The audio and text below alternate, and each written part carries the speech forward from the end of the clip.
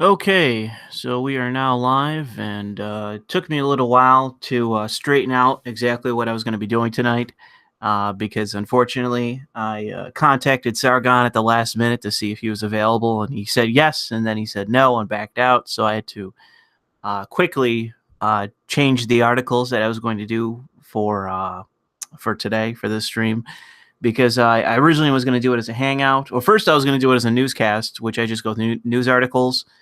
And then I changed it to a hangout, which is where I bring up specific topics and it's discussed.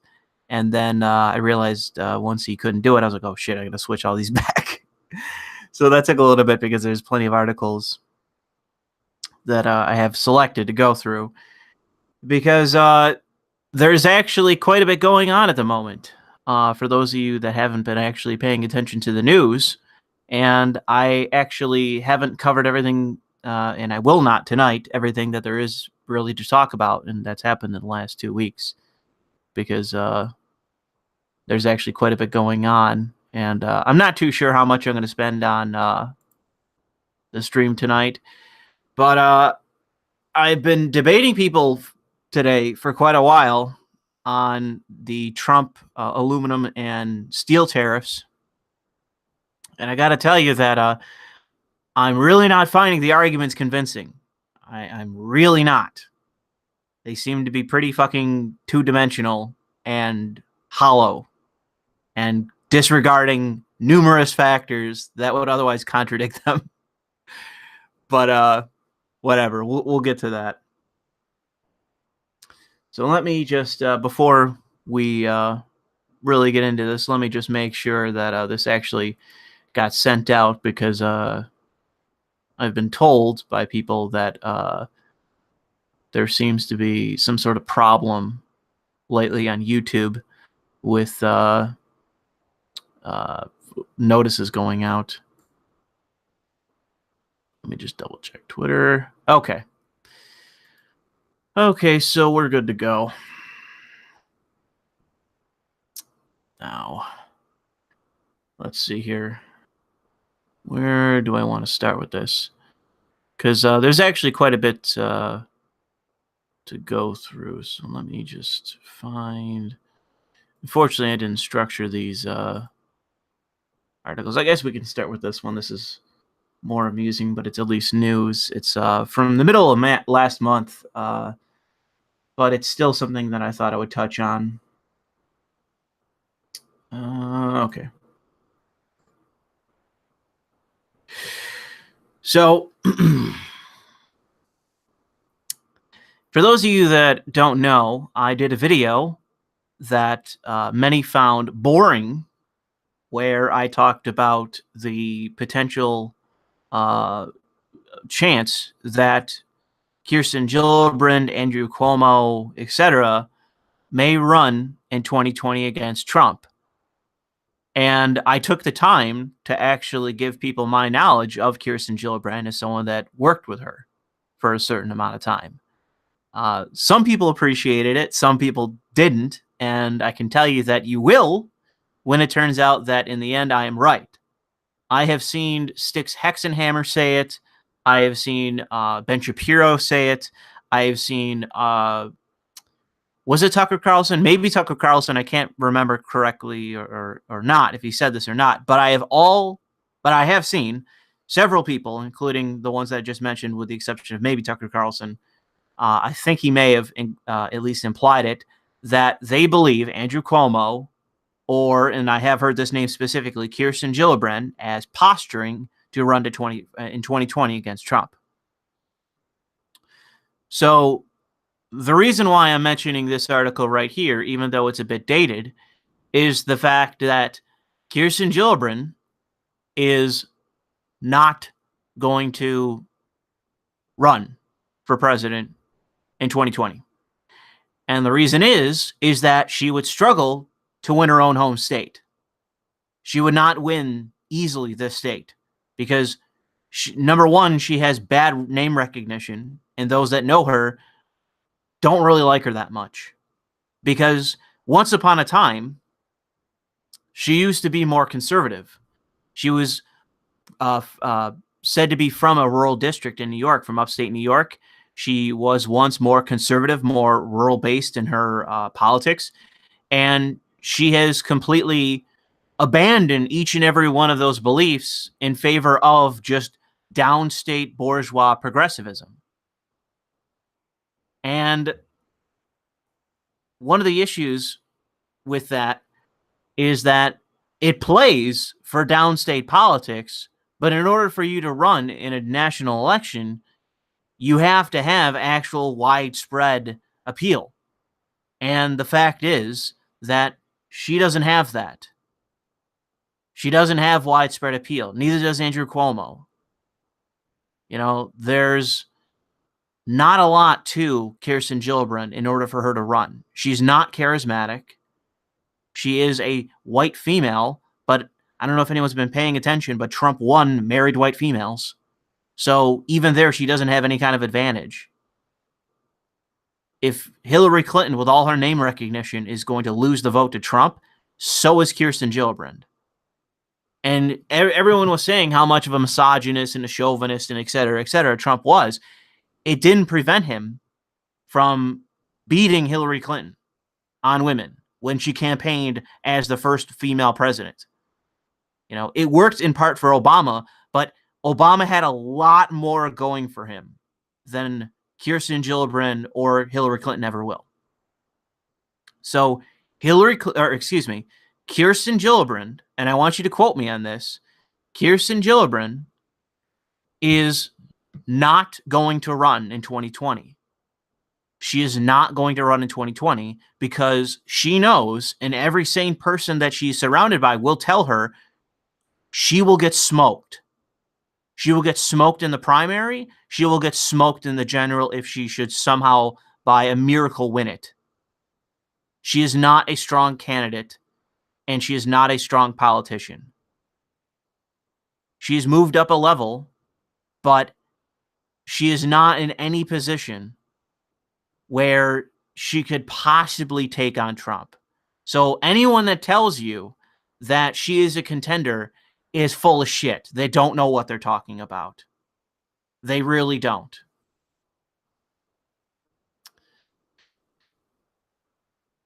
So let's see. What do we want to move to? That's steel. Steel.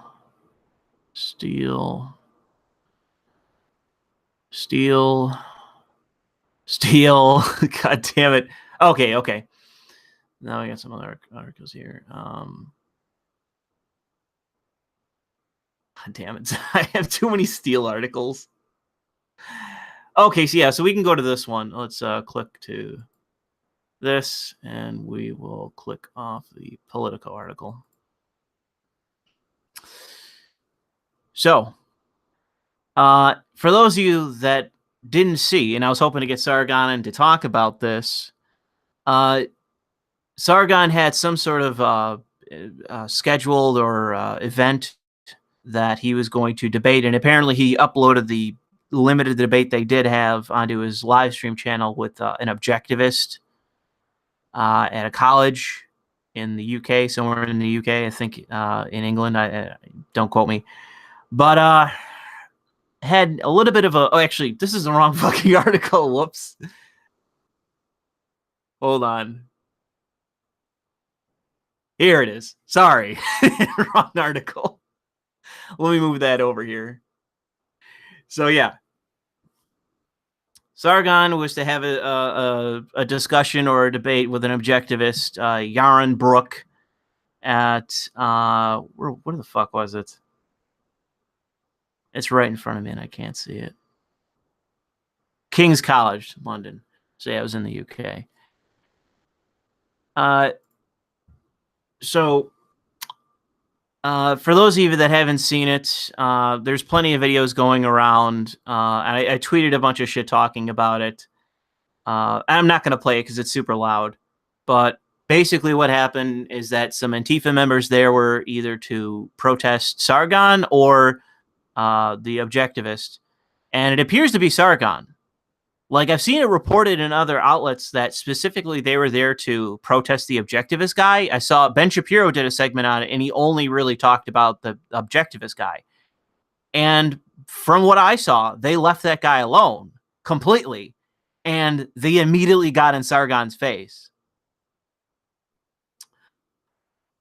And I think it's important to point that out, because as I sent to Sargon on Skype after it happened, to me, this was an attempt to intimidate him. I don't think that this was just a let's interrupt the event, let's blare a fucking thing and, make noise so Ben Shapiro can't speak or Christina Hoff Sommers can't speak or anyone else. They didn't do that to them. They didn't get in their face. They didn't shove them. They didn't do to all those different people, including it happened to Jordan Peterson the other day. They didn't do that to him. They just made noise. But with Sargon, they went to the event, they rushed security, injured security, jumped the gate, ran in, and went immediately to Sargon and pushed him, started getting in his face, started shoving him, tried to rip the microphone out of his hand. And in my opinion, this was not another protest. This was them attempting to intimidate him. That's what I believe this was about.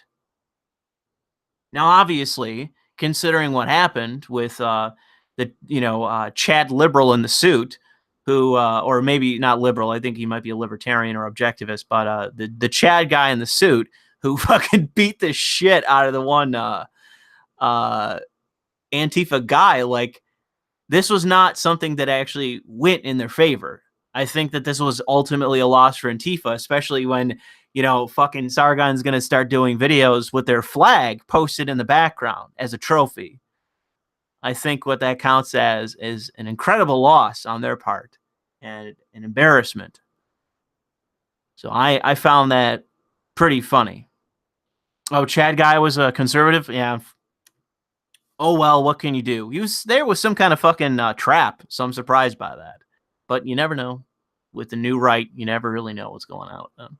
So yeah, I thought I would mention this, and I was going to do a little bit more with Sargon, but maybe another time we can talk about this a little bit more. Because I thought that this was covered terribly, in my opinion. This was, Jordan Peterson got protested, Ben Shapiro got protested, yada, yada got protested. It's like, no, they didn't protest him. They rushed security, injured security guards, ran in and got in his fucking face. This is not equivalent. This is not them blaring a megaphone in Christina Hoff Sommers is 100 yards away. This is them rushing the fucking stage. In my opinion, this was not reported well. This was completely fucking different of an event. And as you can tell, they didn't rush the fucking objectivist. They got in Sargon's face. This was about Sargon and not about the fucking objectivist.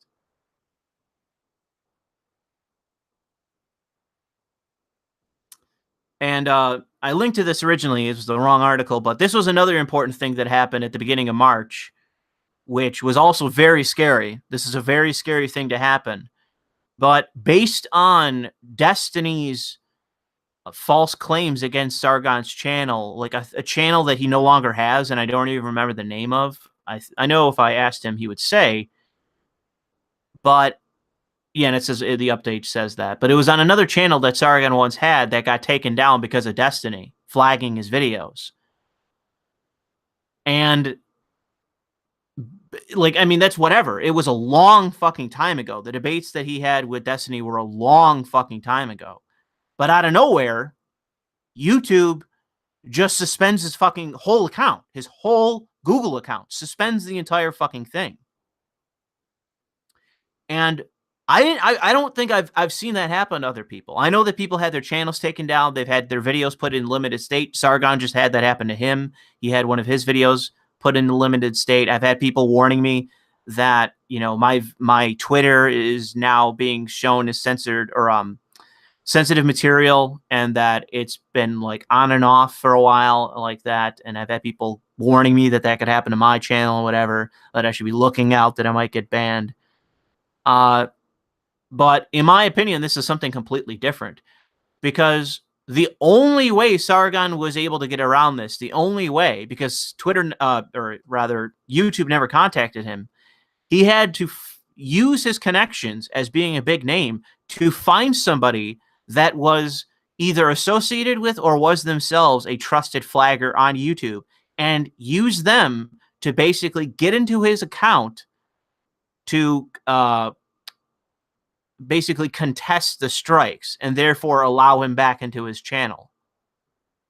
You know, this could have been Sargon losing his entire channel in one swoop for some bullshit on a channel that no longer exists from like, what, a couple of years ago, a year or so ago? This was a long time ago. And, you know, one has to question after what was called the YouTube purge, and it was allegedly a fucking accident. And I got to tell you that I'm no Alex Jones supporter, and I'm not sitting here wearing a tinfoil hat, but I really got to tell you, I find it hard to believe that all of this shit happened within a couple days. I find it very hard to believe that all of this happened in such a short span of time, and that it was purely a matter of several magnitudes of coincidence, of mistakes. I have a very hard time fucking believing that. And I'm just glad that this was turned around, that Sargon was able to access his channel again, and that this was overturned. Because this genuinely could have been a very scary moment. And from what I asked him and I talked to him about this, he said that he was pretty scared for a little while because he was afraid that this may have been it for him, at least on YouTube, that he could have been done on the platform. And I don't really think that people take into account how scary that could have been for someone that depends on this as a career. Like if they take down my YouTube channel tomorrow, yeah, it's going to irritate the shit out of me, but I'm still going to be going to work. This isn't going to cost me a career. This isn't going to cost me dollars, really, because I could just, you know, hope that people don't pull out of my Patreon and Maker support and go on over to another platform. But in Sargon's instance, you know that this would do severe damage to him. So I think that this was very much a bullet dodged by him. And it's thankfully because of, you know, and I always say this, it really isn't what you know or, you know, degree and merit in every instance. And when it comes to expedience and getting shit done and bullshit like this, it is who you know. It really is. Connections in so many ways matter. And for Sargon, if this was me, I'd be fucked.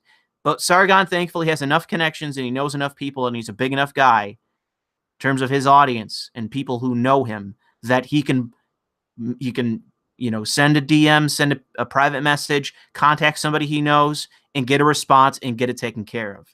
And it's highly important that this is possible considering how ridiculous YouTube is at this point. So we will move on from that. So I guess we'll go into this.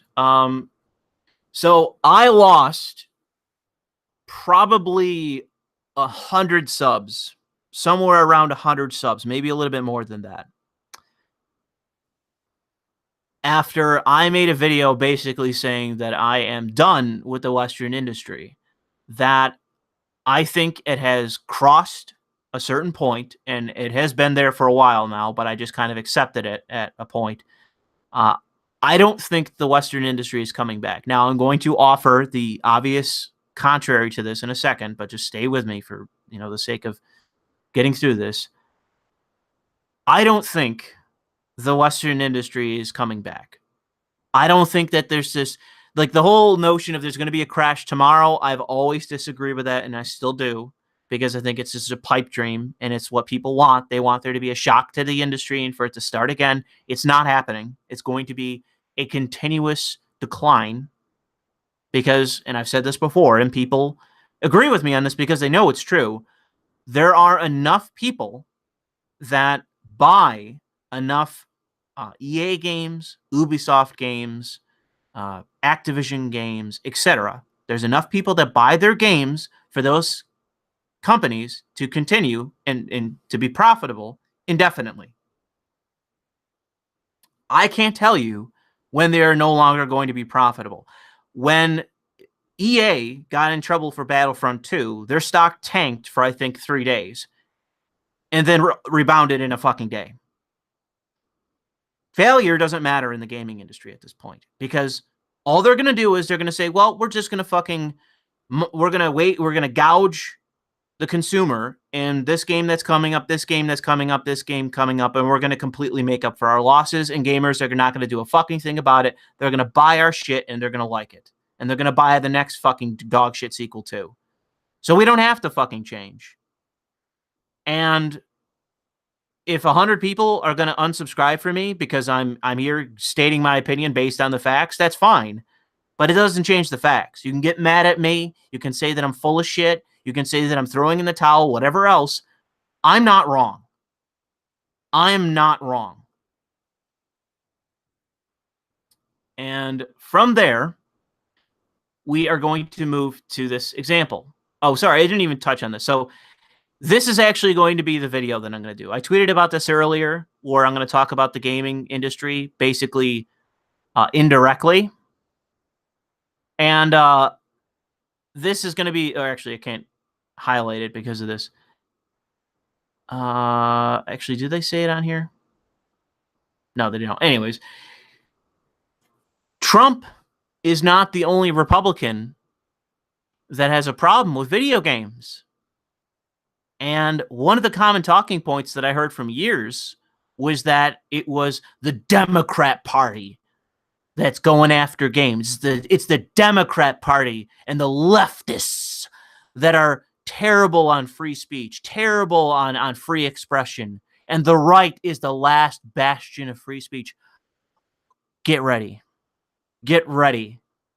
Because I'm not fucking pulling any punches in that video. So buckle up for that. That's going to be the video that I haven't finished the script yet, but I worked a couple hours earlier on it today. And yeah, you know, I realize that there's plenty of conservatives that follow my channel and that they like my channel, but I gotta tell you that there's a sufficient amount of evidence that says that for as many regressive, lunatic, prohibitionist leftists that they are, there's a lot of fucking conservatives that are in the exact same position. And this isn't news for a certain amount of people. People know this. But the problem is that there are a lot of people that say, no, this is a Democrat issue. This is leftists. And the right are the last defenders of free speech. And it's like, get ready. Get ready. Because you are going to be surprised by some of the people you're going to see. You are going to be surprised at some of the ridiculous fucking shit Republicans are doing in response to the shooting as it relates to video games. Fucking ridiculous. So buckle up. Buckle up. It's going to be fun. So anyways, everyone's talking about this. Everyone wants me to talk about this. Everyone wants me to mention this in respect of my position on gaming. And I got some contradictory articles to shut this optimism down. I'm going to kill your optimism. And this is one of the examples that is fair to offer in response to my position.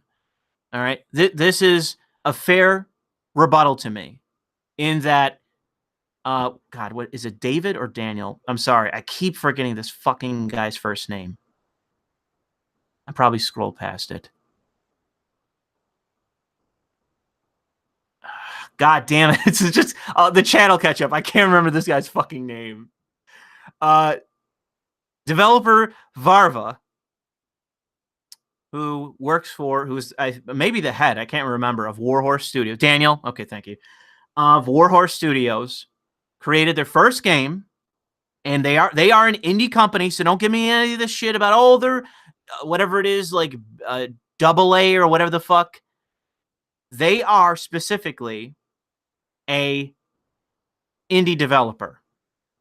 And with Daniel Varva and his company and Kingdom Come Deliverance, it has been unquestionably a phenomenal hit. This has been a phenomenal hit of a game.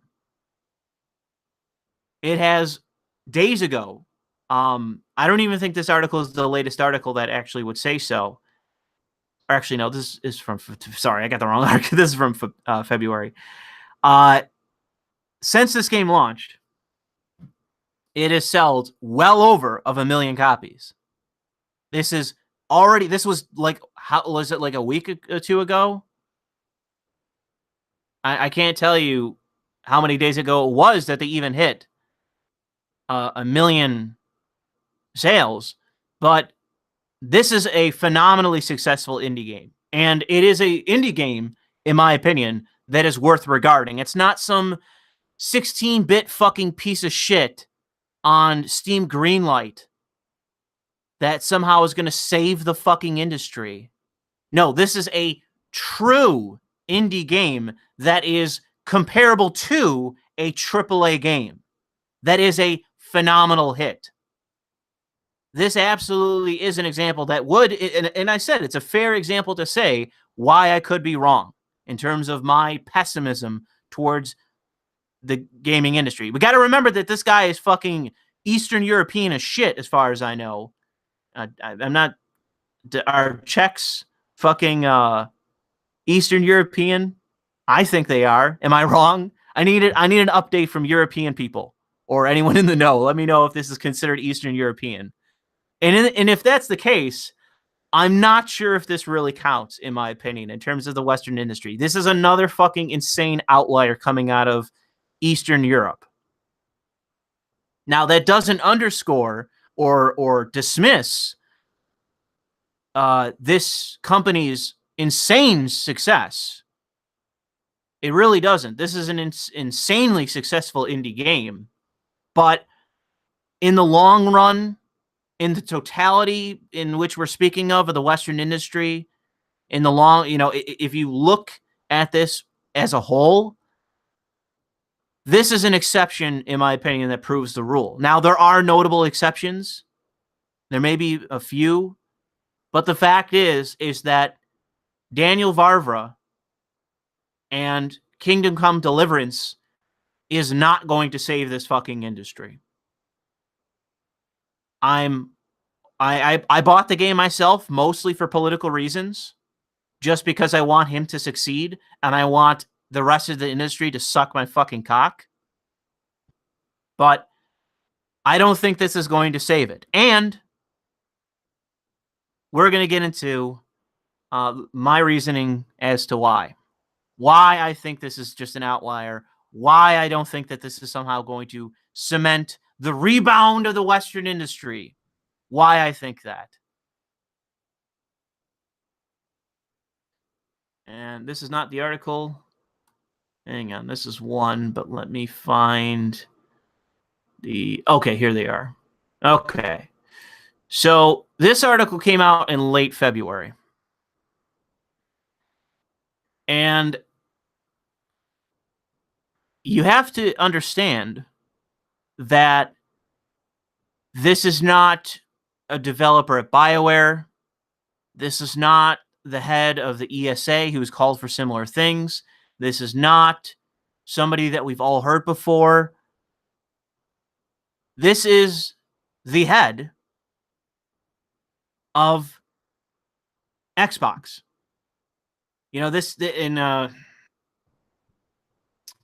This is Phil Spencer. Okay, this is not fucking nobody. This is not some random fucking blue-haired fucking dickhead working at BioWare. This is an incredibly important person in the industry. An incredibly important person. And I want you to ask yourself if you think this here is going to result in more authoritarianism or less authoritarianism in the industry. What do you think is going to happen from this? Do you think that this is going to result in more censorship or less censorship? Do you think that this is going to create a better industry or a demonstrably worse, more authoritarian, divided, just shit industry? And I genuinely mean this. I want you to tell me how I'm wrong to see Phil Spencer, an incredibly important person in gaming, in the AAA industry, calling for something that has been called for fucking years as somehow something that isn't the writing on the wall of why this industry is fucked. I want you to explain that to me. But before you do, I understand people are typing right now, sending in a super chat. You're wrong, Lewis. No, I want you to wait. Because here's a little bit of an older article from the end of January.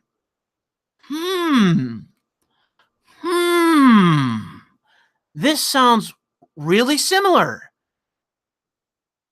Blizzard is now monitoring YouTube and other social media platforms for toxic Overwatch players, and they're banning people. They're banning people that paid for their game for arbitrary reasons. And what's the word? Oh, toxic behavior. And wait a minute. The question is, why are they doing this? Why? Okay, maybe I'm wrong. Maybe this is for a different reason. So let's take a look. Am I spelling this right? Hang on. Let's just do this.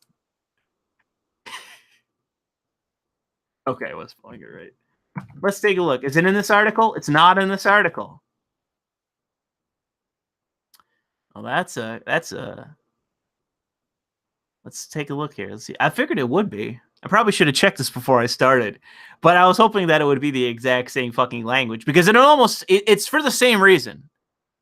It's for the same reason. But you know what? I just fucked up there. I didn't control F correctly. Let's say that I'm wrong. This is just another coincidence. Another coincidence from specifically this year, even though we're in the beginning of March, okay?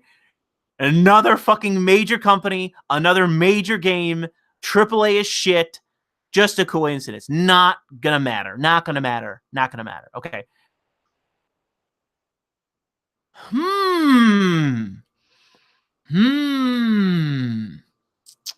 Ubisoft, another extremely large AAA company. And this is from Monday. Well, that's weird. Toxic players. Well, this is the exact same language.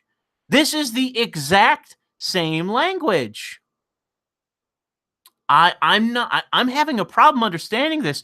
I thought this was a coincidence, but they're using the exact same language. Oh, and let's see why they're doing it. We'll be implementing an improvement on the system that we have been using to ban players that use racial and homophobic slurs or hate speech in game. Oh, ban for toxicity. Ooh. And this seems like it's the exact same thing. This is literally the exact same thing that other developers have done. But I'll tell you what, I know that there's a lot of fucking people saying that I'm completely wrong, that you should be optimistic about the gaming industry. I'll let you just stew on this. Send in a super chat. Now's the time to type. And send me a fucking super chat explaining how I'm wrong to be pessimistic towards this industry. When like every fucking major fucking publisher and all of these huge developers of these huge properties are all coming out all this year within a time span of like weeks saying that they're going to implement the exact same system. But no, I'm sure everything's fine. It's like that fucking dog meme who's sitting in front of a table sipping tea when everything's on fire. That meme. Yeah, that's you. And I'm not that guy. So people can point to Daniel Varvara. They can point to CD Projekt Red. You know, you can point to the few indie games on Steam that sold 5,000 copies. again, like, there's no reason to be optimistic.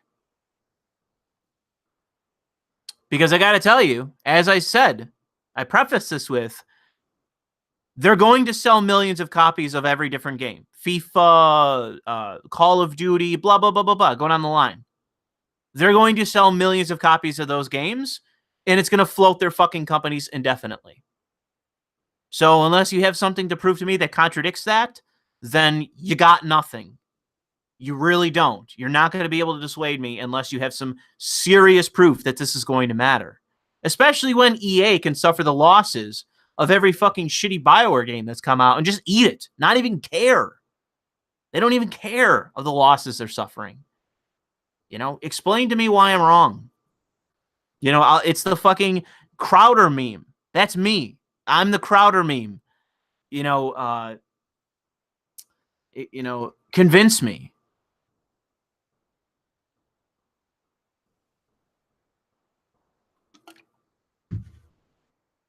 Okay, so what's next? There's a lot of oh yeah, we'll go to this. So, for those of you that are familiar with James Damore, oh god damn it, this is behind a paywall. Fuck. How did I read this earlier? I read this fucking article. How did I read it? I don't know. Maybe I had an archive link. Sorry. But I know I read this. I should probably here. I guess. Fuck it. I'll just use this. So James Damore, based on working for YouTube, filed a lawsuit saying that conservatives, white men, and Asians are being discriminated against, not just in terms of the hiring policy, but the internal policy within Google. And that includes YouTube. Just that entire company. And YouTube's a subsidiary of Google. So that lawsuit just lost in Labor Review Board, which isn't exactly like, it's not, I don't even know if it counts as a civil court. I don't think it does. I think it's just whether something violates federal law.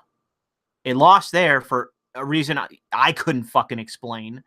But maybe his lawyer can, and I'd appreciate, somebody going into that as far as what it could be.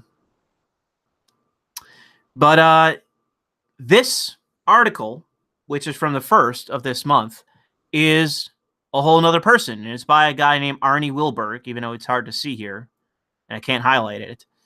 This is from another guy who worked at Google for a decade.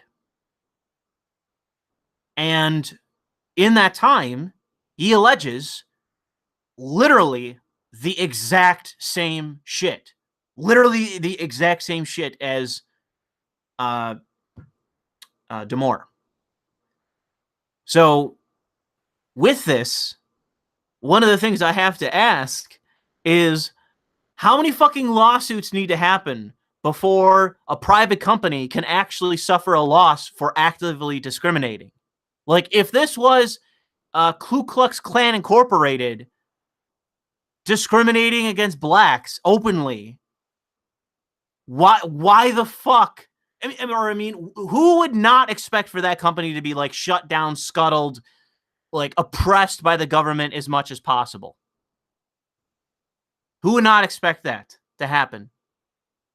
If you had a racist, white supremacist staffed company that was very large doing what YouTube is doing, but in this case against Mexicans, or I should say rather Hispanics and, or not even Asians, blacks. How quickly would you see that company scuttled? They would be boycotted, protested, windows smashed in. It would be a shit show for weeks and weeks and weeks until the federal government would fucking involve. You would have the Justice Department in that company seizing files within a week. There'd be a nationwide investigation into that company. But with YouTube and other companies and Harvard and other institutions and universities, they openly discriminate against Asians. And Asians are not people of color. That would be my challenge to any progressive is, do you consider Asians to be people of color, or do they have white privilege? And I would genuinely want a response from them. Because if they do say they are people of color, as they would list it, because they group everyone as not white into a single faction, or a class, rather, my answer would be, why are there so many allegations in our society of discrimination against Asians? Why are there so... They also include white men. Why are there so many current investigations and lawsuits that not just include whites, but also Asians? Why is that? Explain that to me, Mr. Progressive. Explain it to me. So and that's a genuine question I'd like to ask of these people. I would genuinely like to ask them. And a funny article that I found, and this is a little bit of a segue. This article I found on Wikipedia while fucking around on Skype earlier genuinely compares, and I mean this, you can go read this article, I'll link it, genuinely compares the similarities in terms of genetics, skin pigmentation and what that means, like vitamin D and like the what the sun does to your skin. They compare Europeans, okay, people that are as white as I am, to Japanese women or Japanese people and South Koreans. And they're not, this is not a meme. This is not my article. This is not bullshit. This is literally a Wikipedia article comparing evolutionary traits and biology and genetics of whites in Europe with East Asians, and saying, in many instances, saying that they are actually more compatible and more similar than those of the Mediterranean. So what this is saying is that, in part, Asians are more white than Greeks, Italians, and people in the Mediterranean. And I am not bullshitting you. I am not bullshit. I'm not making this up. This is a literal article going through evolutionary biology, biochemistry, genetics, and in whatever it was would relate to specifically skin pigmentation. This is a fucking insane article. And I was laughing every step of the way while looking through it, because it's not a spoof article. It's not a parody. It is literally saying that white Europeans have most in common in multiple ways with East Asians. And I am saying now that there is a scientific basis for the racial merger. There is a scientific basis for the racial merger. This is just a Wikipedia article, but there are sources. There are sources on this Wikipedia article. There are studies. And in terms of the pigmentation types for races, Japanese people have more in common with Western Europeans than Greeks do, than the Spanish do, than Italians do, than those in the Mediterranean do. So the alt-right are cucks. The alt-right are cucks. East Asians are as white as whites, and if they can't agree to that, then they are cucks. And to top off this article, and we're going to move on, one of the examples that they give in talking about the evolution, like evolutionary biology in this, one of the examples they give is literally a half-white, half Japanese girl.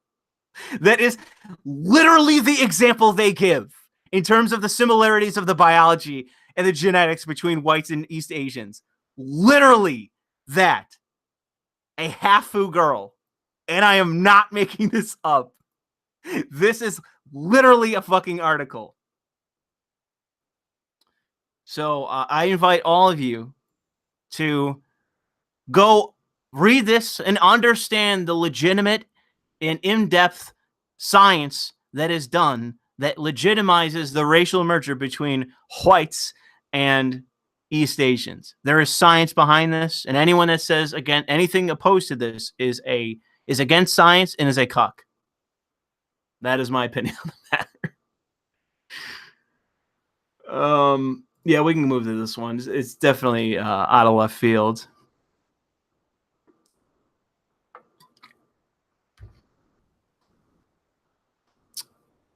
Okay. So in Ontario, was it in Ontario? I think it was. Okay. Yeah, Ontario. Okay. So in Kingston, Ontario, Jordan Peterson was there to give a lecture, I believe. So as Jordan Peterson is doing what he's doing, he's giving a lecture, he's doing his thing on stage, everything else. There's a woman at a protest. So there's a protester there protesting Jordan Peterson. And when I talked about earlier, and maybe I should have done this right after I talk about Sargon getting protested by Antifa, but the reason I mention the fact that they got into his face and that they were aggressive towards him is shit like this. So let's read this article. A woman in Eastern Ontario was facing numerous charges after taking part in a protest against a lecture by a controversial Toronto professor, that being Jordan Peterson. Police say a 38-year-old woman was arrested near Queen's University in Kingston Monday evening. She's charged with mischief, assaulting police. Oh, that's great. Possession of a weapon for a dangerous purpose, and for carrying a concealed weapon. So it's like carrying a concealed weapon. Is she's a firearm owner? What is this? Local media reports say that more than 150 people took part in a rally against University of Toronto. Okay, we could skip this. Police say the woman, who isn't a student at Queen's, stood on one of the building windows ledges during the protest and started to bang on the window. This is the one where one of the protesters literally busted out the window of what appeared to be a church. So it's whatever the glass is, especially if you're a Catholic, the type of glass they have in church or even in cathedrals. It could just be a church, but that glass. The church I attended had that glass, but somebody can say so in the chat. I forget what it's called, but they busted out those windows, and I found that to be really just indefensible. Stained glass. That might be just the name of it, but I found that to be really indefensible, in my opinion. I found that to be really fucking bad. Anyways, so she was on the ledge. She's busting out the windows. So why? What? She had a gun? Was it a gun? What did she have? They said she fled the scene, but was stopped nearby by a plainclothes police officer or officers who had to bring in extra officers when the woman became violent during the arrest. So she attacked officers. So she's violent.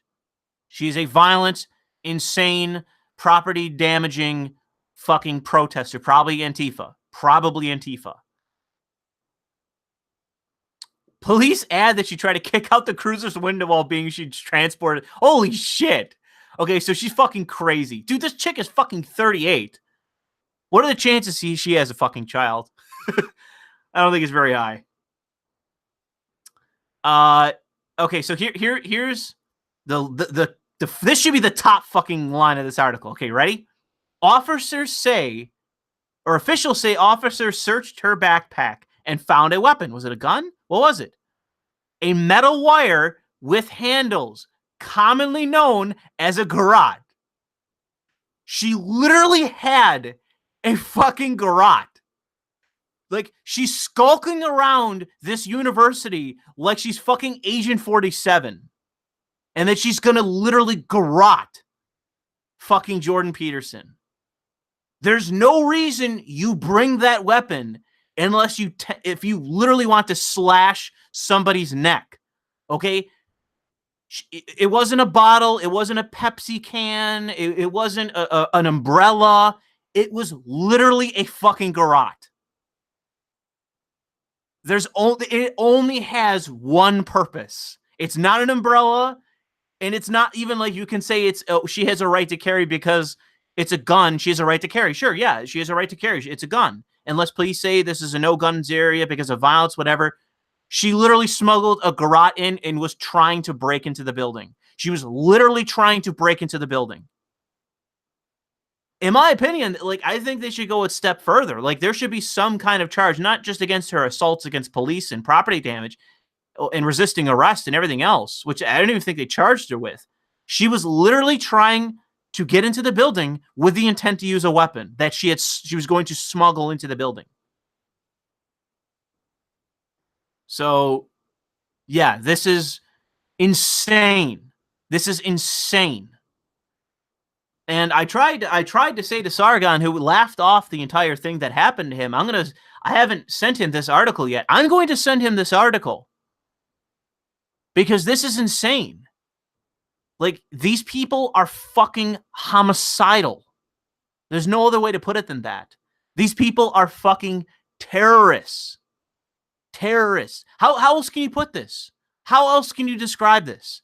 Literally trying to break into the building, resists arrest, flees the scene, destroys property, attacks police, and is literally having a concealed weapon for the purposes of obvious attempted. Like, you could only murder with a garrote. It's not like you beat somebody with a club and you go too far. No, there's only one reason: you fucking strangle somebody with a fucking piano wire.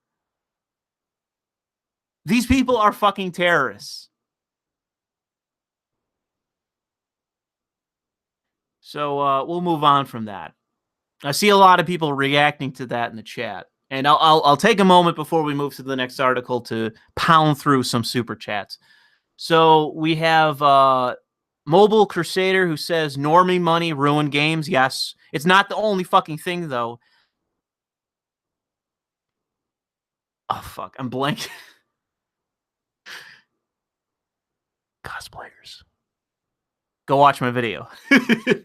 Anyways, Bazinski says, I've played Battlefront 2. The game is beyond broken. You should, dude. Shame. Shame. Shame that you fucking bought that game. I played the fucking beta, and I played it with a couple friends, and I was my friend goes, so do you want to buy it? And I laughed for like a solid 2 minutes. God, that game is such a piece of shit. The fact that you bought it, bro, I gotta say, shame. Really, and I want people in the chat, I'm calling on you to shame this man. Boo this man! Boo this man! Feel bad, Bazinski. That's terrible. Anyways, each update is a mess. You're still playing it? It's a AAA title that has such a steep progression ladder. It's frustrating without the loot boxing. They just gave it up. I don't care. Suffer for buying that fucking piece of shit. Hold on. I got to check the chat. Okay, good. Good. I am glad that you guys are shaming this man. And I'm going to repeat myself. Bazinski. And I don't care how much you support my channel, Bazinski. God damn it. You bought Battlefront 2. You bought it. And you not only are you saying, yeah, it's a shit game, bro. I just wish they give a good update. You're still playing it. Bro, what is wrong with you? What is wrong with you? Shame. Oh man. Anyways, Days of Clarity just gave $2. Is that Australian? I don't know what that fucking $2 A is. I think that's Australian. Mobile Crusader says again, we must secure the existence of racial mergers in the future for half-food children. I agree, absolutely. And so does that Wikipedia article that literally lists a half-white, half-Japanese girl as like an example of what they mean by like the similarities between the races. Holy shit, is that a fucking woke article? Oh man.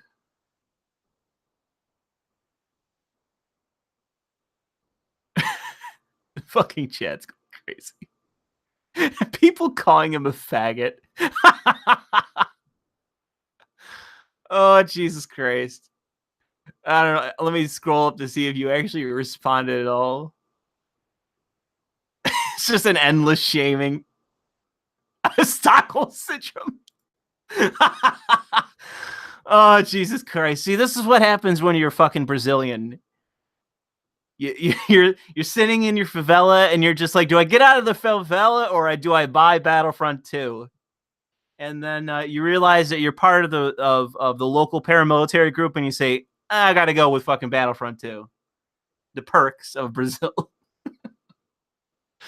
All right, we'll get back to it.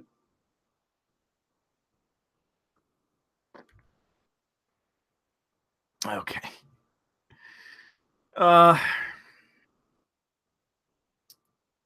Okay, so this is mostly a bullshit story. I'm sure if those of you that watch like right-wing commentators, they have already commentated all over this. They've talked about this. The Oscars, which wasn't, as far as I understand it, wasn't all insanely cringy and virtue signaling, but certain segments of it were just so fucking bad. Just literally, you could take what was in that show and just do a full-blown like 20-minute cringe compilation like certain channels do. Some of it was so fucking cringy. I don't really know if I want to get into the examples of I won't get into the examples. Just take it, go look it up. Go look up Oscars 2018 cringe and you'll find a fucking compilation. But the important part is that, like all these different award shows, this was a disaster in the ratings. This was like the record low. Yeah, is it the record low? It was either one of the worst viewings or let's see. Yeah, it doesn't matter. Either way, it was a really poor showing, and this is just another fucking cringy fucking virtue signaling fest.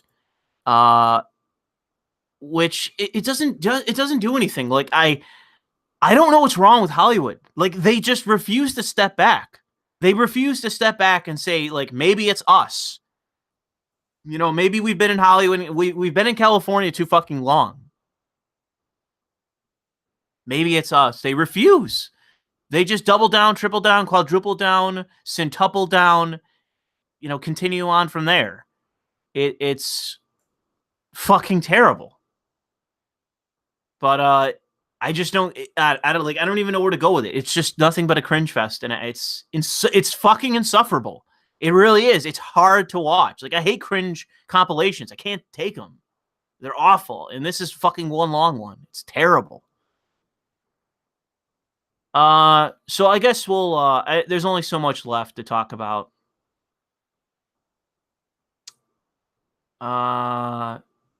Yeah, okay. There's only so much left to talk about. So what we'll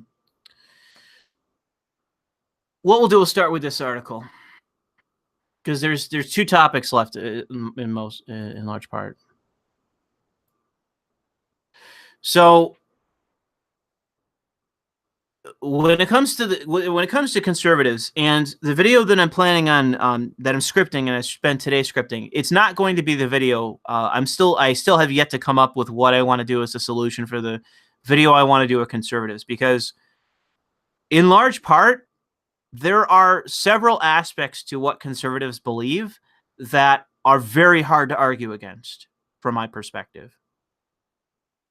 But the problem is that what weighs down, from my perspective, of if conservatives ask, why can't we dominate society in the same way the left does? Why can't we have a really good pushback in culture? There's a few reasons, but why we control Congress, we control all these different state legislatures, we have a slightly right majority on the Supreme Court. I know people can debate that to some degree, but we should be dominating society at this point.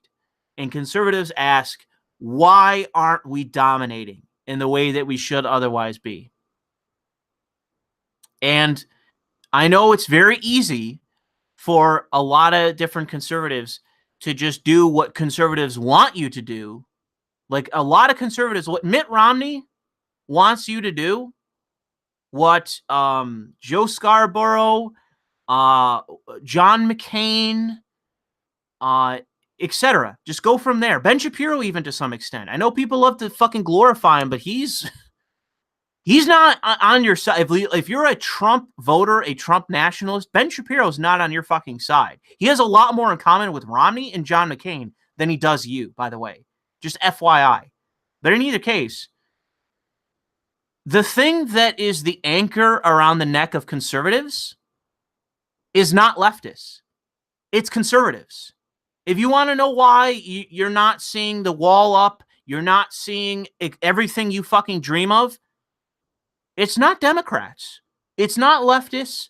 It's not the professors, even though I agree the leftists are a danger. I just called the group of leftists terrorists. Like, go from there. Like, I'm not here to tell you that there aren't leftist issues. But the fact is that if you want to know why the wall isn't built, if you want to know why Trump hasn't gotten everything he wants, why Republicans are discussing the idea of doing something as it relates to gun reform, it's not leftists. It's not the left. If you wanted to, you could just say fuck the left and we're not going to pass shit. But you don't do that.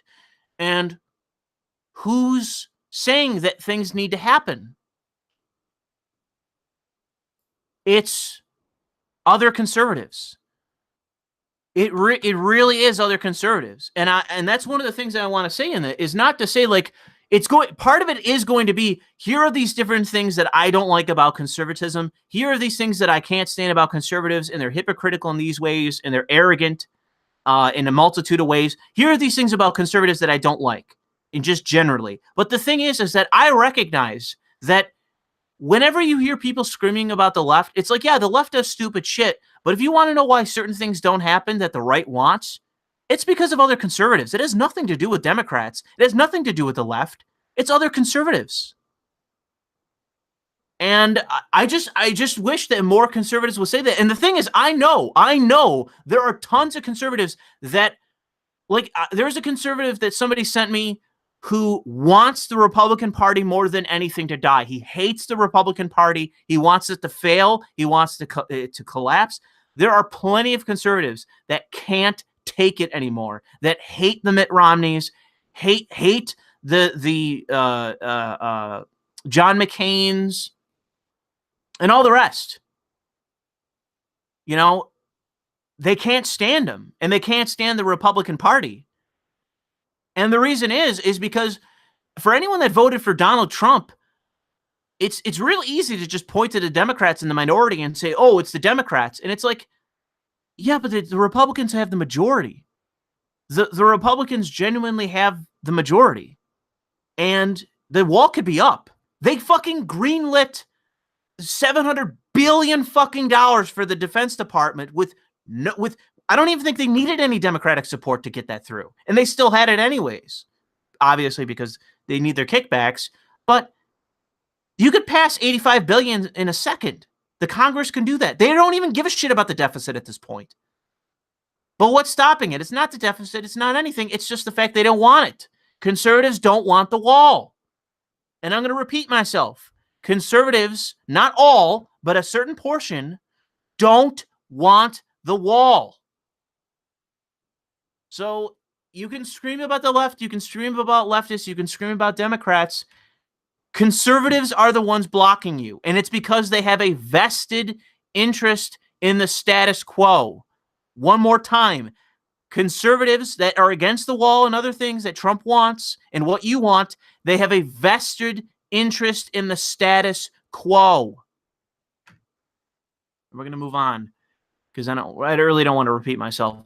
But we're going to segue really quick to this as well, where Paul Ryan is he's one of several conservatives that just constantly undermine Trump. Constantly. I remember how everyone told me that rule one of being a conservative is never punch right. Never attack other conservatives. And yet this is fucking routine. It is routine for conservatives to undermine and attack Trump. It is absolutely routine. And what happened to never punch right? What happened to never criticize fellow conservatives? Blah, blah, blah, blah, blah. It seems to be all bullshit. It seems like once Trump, who was outside the norm, came out of nowhere, all of a sudden the whole notion of never attack a fellow conservative went out the fucking window in a second. So I really got to say that I watch this and I go like every time I see somebody, and I've had face-to-face discussions with conservatives who say, a lot of what's going on in the country is because of the left, and it's like, yeah, there's a whole bunch of shit wrong with the left, but you can't pin the wall not being built on the left. You literally can't. You literally can't blame the wall on leftists. You have only the conservatives to blame. It's only Republicans that are standing in the way of it. Really. If you want to talk about citizenship and the shit going on in Illinois and voter laws and voter fraud and all the rest, sure, talk about Democrats. This is all fucking on Republicans. And them undercutting Trump all the time, nothing to do with Democrats. Nothing. And what's stupid of Trump turns around after fucking Romney, like, ramrodded him. He endorses him. He fucking endorses him. Like, Trump, what the fuck are you doing? He literally just attacked you. He literally just attacked you, and you fucking endorsed him. Why do you want Romney to win? Literally, why? He's not going to vote for your shit. He's literally not going to vote for your bills. He's not going to vote for the wall. Somebody tell me. Somebody give me a quote from Mitt Romney saying he's going to support the wall. Somebody tell me. Give me a fucking quote from Mitt Romney saying he's going to support Trump's wall. So what the fuck does it matter? Romney wins in a Senate seat in Utah. What the fuck is the difference? What difference is made?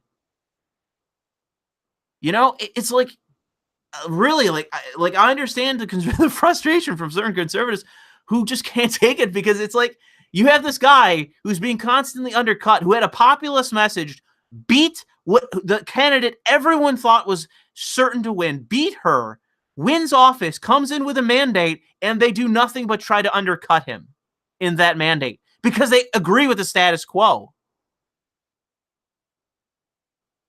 So, yeah, I really got to say that Trump is not the 4D chess master. He really isn't. Okay. Oh, yeah, let's get to this. So this is another example of what I'm talking about.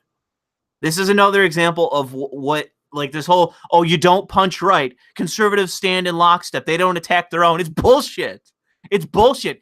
There's been several fucking conservative commentators that have openly stated that Milo Yiannopoulos should not be platformed at universities. So the last bastion of free speech, known as the conservative movement, wants to see Milo Yiannopoulos deplatformed from universities because they don't like him. But no, please tell me that that, like, there is not a degree of total fucking arrogant lying that comes out of the mouths of conservatives, mainstream conservative politicians, every time they say, we're the party of free speech. It's the left that are out there, pushing hate speech laws. By the way, don't platform this certain conservative. It's just like, you're full of shit. You're full of shit. And it's like, the thing is, I'm telling you, wait for that video. Wait for that fucking video that I'm going to do talking about gaming. Get ready. Because it's just, this is rampant. This is rampant. This is one of the main reasons why I look at the right, and I'm just, it's one of the most repulsive parts of the right. You literally, and I mean this maybe just in terms of the thought leaders of the conservative movement put themselves on a pedestal and say with absolute confidence, we are the only source, the exclusive source of X. And then a dozen different conservatives fly in the face of that. Completely fly in the face of that. And it's just like, what do you want me to take away from that?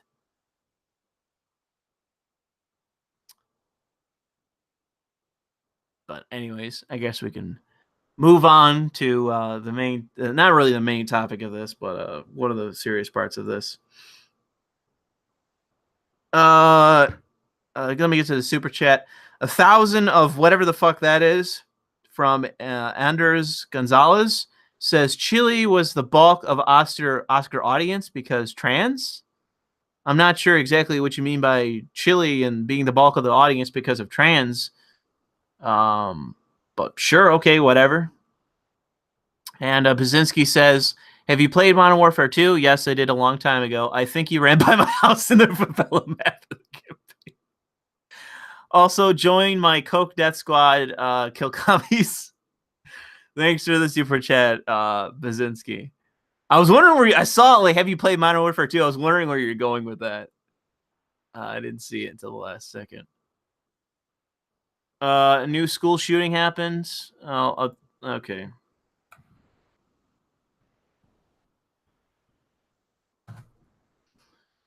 One student dead, another hurt.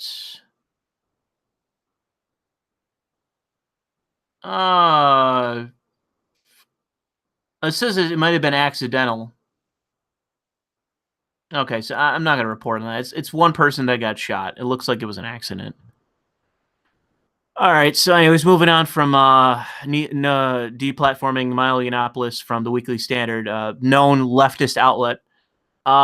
We will get to this main body, which I challenged a conservative to come on and debate me, and he was a Ben Shapiro style conservative. And there's been more than just him.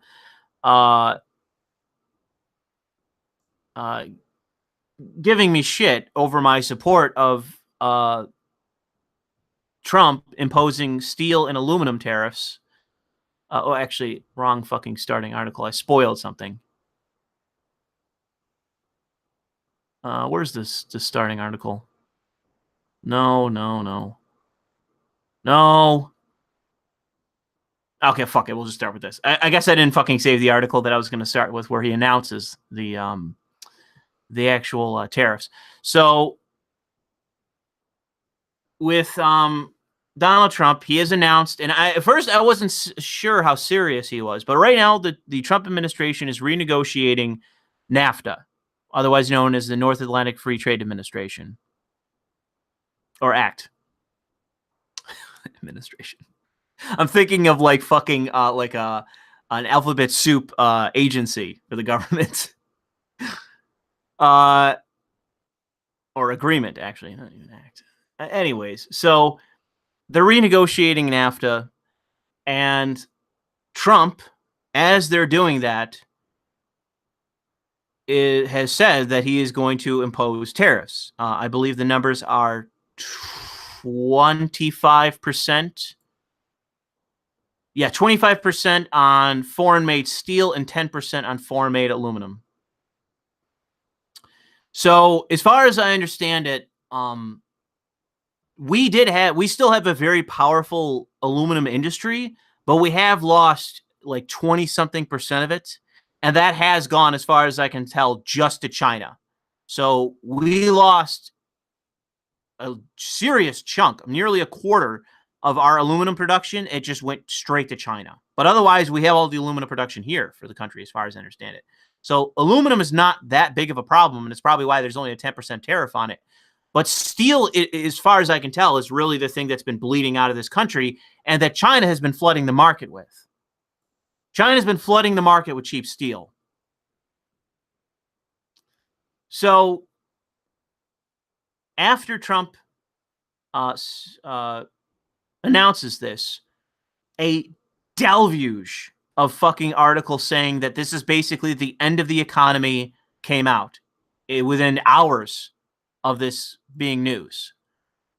Hours after this was announced, just every single pundit I could imagine, left-wing, right-wing, so-called centrist, every single fucking person came out and said basically, rip U.S. economy. It's fucking over.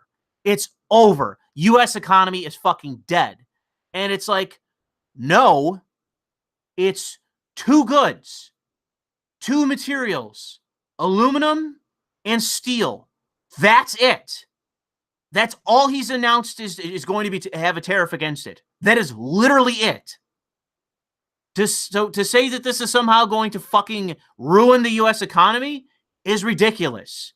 Because you have to just keep in context that these are two commodities, two materials, two goods.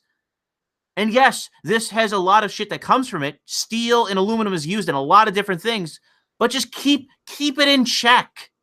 Keep it in proportion to what is actually being talked about. So let's dive into this. Because what I've been told on Twitter all day today about this is ridiculous.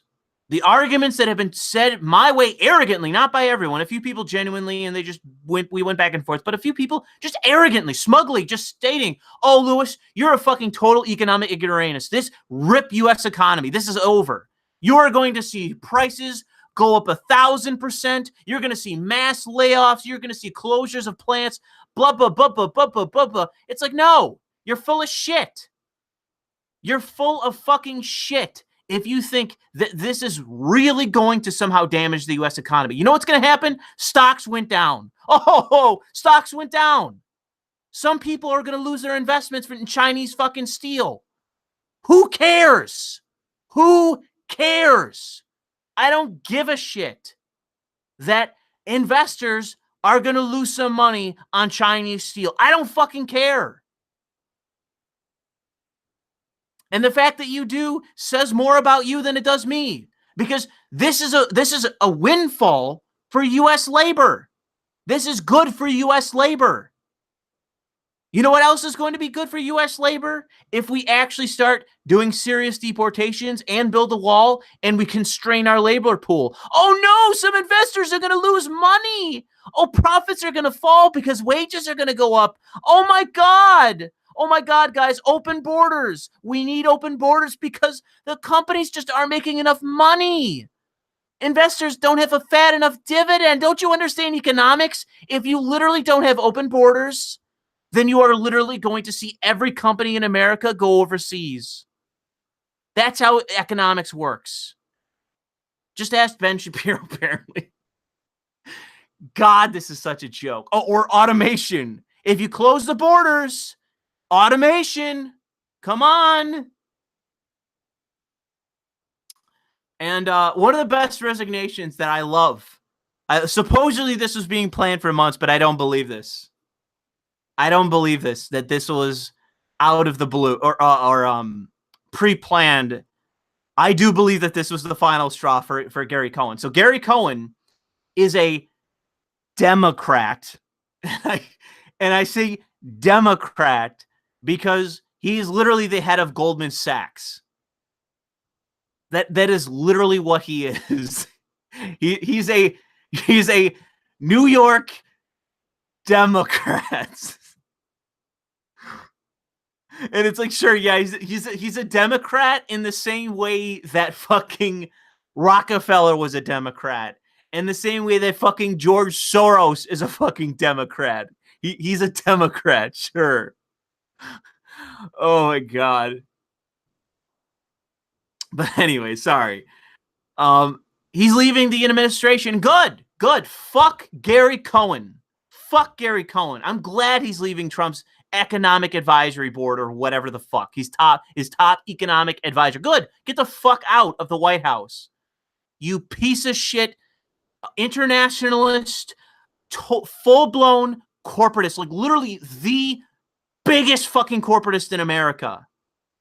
Okay, we're talking about some of the people that oversaw and pushed for and helped facilitate the fucking bank bailouts. That's who we're talking about here. I don't want you anywhere near government. Stay the fuck out of government.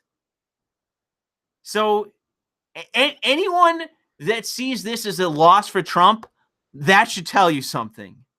That should fucking tell you something. Because this guy's interests are solely of international shareholders. If it would save his company and his investors 5 cents more, he would exterminate every American in the country. That is how little he regards American citizenry, how little he regards this country.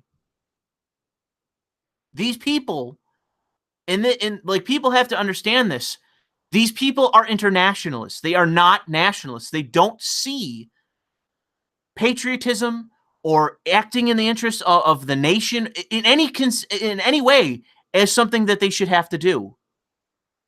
They are only consumed by their own self-interest, their own monetary gain, and benefiting their shareholders, which are not based solely in America, that are foreign. People have to understand this.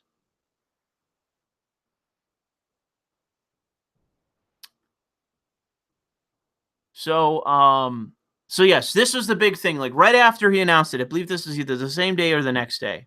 I think this is the next day. So the stock market fell. Then it went up. Then it went down. Then it went up. Then it went down. Then it went up. Then it went down. It's like the stock market, if anyone hasn't seen it by now, has been going up and down this entire fucking year drastically. It hit like a record high and then suffered 2 record losses in a row and then went up again and made up for it. It's like, when you tell me I should be paying attention to the stock market, I don't take your argument seriously, because it literally does whatever the fuck it wants. And here's an example of what I mean by this, okay? Let me see if I can... no, this isn't the article. There's an unbelievable fucking... Let me see if I can find... There's a picture I want to find. I thought it was this one. Let me see. Fuck, I can't find it.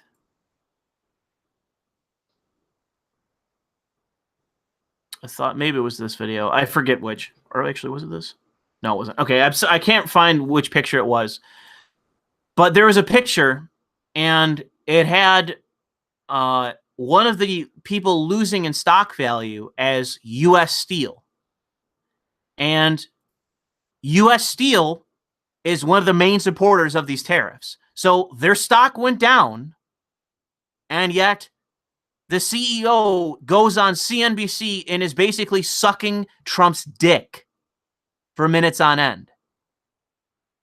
And we're going to watch that video together. We're going to watch that video. But here's an article I want to get to first. China has a surplus of shitty, cheap steel that they're sitting on. They have a shitload of steel that they need to get rid of. So when people say that, oh my God, or actually, China's, oh man, what are they going to do? They're going to start a trade war. They're going to fuck America. Blah, blah, blah, blah, blah, blah, blah. It's like, oh, wait, what? Oh, you mean they have a shitload of steel that they got to sell? They have all this steel and aluminum they don't know what to do with? It's like, wait a minute. They're not really in the position to fuck us when it comes to steel. They have all of this steel and aluminum that they need to get rid of, that they need to sell. Well, as far as I can tell, what this means is now this fucking retard right here. What is this guy here? The guy who's economic, Roberto Cola, who's the vice president of the Iron and Steel Council, who's knowledgeable about these products and these materials. There will be excess supply in the region and prices will drop. I seem to recall everyone telling me that prices were going to go up, because I'm not an economic expert. What is this line? Prices will drop. Oh, I don't know. I don't know. I guess I'm just going to have to listen to the fucking Ben Shapiro people on Twitter and just ignore this financial expert who says literally the opposite, because they have all of this shit steel that they can't get rid of quick enough. There is an total excess of stock and not enough demand. There's not enough demand for this steel and an excess of material. So prices go down because competition is now actually being restricted to some capacity to domestic goods. So what that does is it puts China and Asian producers in the position of having to dump all of the fucking excess material that they have. So prices go down, D-O-W-N, not up, down, because they have to get rid of the material. So yes, these companies are going to lose profits. Oh, fucking no. Oh, fucking, maybe there's going to be layoffs in China. Ladies and gentlemen, I have to stop this stream. We have to send a prayer to China because they're going to have downsizing. They're going to have layoffs. Can the U.S. economy ever survive? Please. You know, like don't fucking debate me. I'm not an economist. I'm literally reading what is being said, that we are importing steel. They have a huge amount of steel that they have to get rid of. Excess supply. And because they have the excess supply, prices will go down after the tariffs go in place. Prices will not go up dramatically. The people that are not hysterically whinging about this say this. It is literally the opposite of common sense. Fucking Milton Friedman is literally God incarnate, even though he's fucking dead and can't commentate on this. We're just going to assume that in every way, in every single form, he's right about everything, even though we're dealing with a matter that is even different than when George W. Bush did it. That's the other thing. George W. Bush tried tariffs, and yet they didn't work out well. Well, that was because they weren't renegotiating NAFTA. It's almost like these are different circumstances.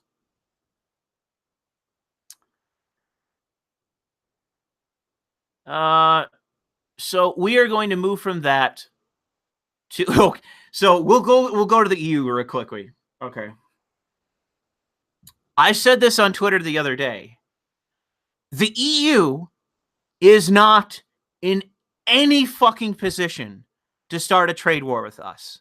The EU, once the UK leaves, and it is going to happen sooner or fucking later, like once the fucking British uncuck themselves, whenever the fuck that occurs and they actually leave, that's going to be a huge blow to the EU. So when you have Italy having populist right-wingers get into power, and similar such elections all over, and similar such elections, it almost occurred in France, and you see it gaining in all these different EU nations.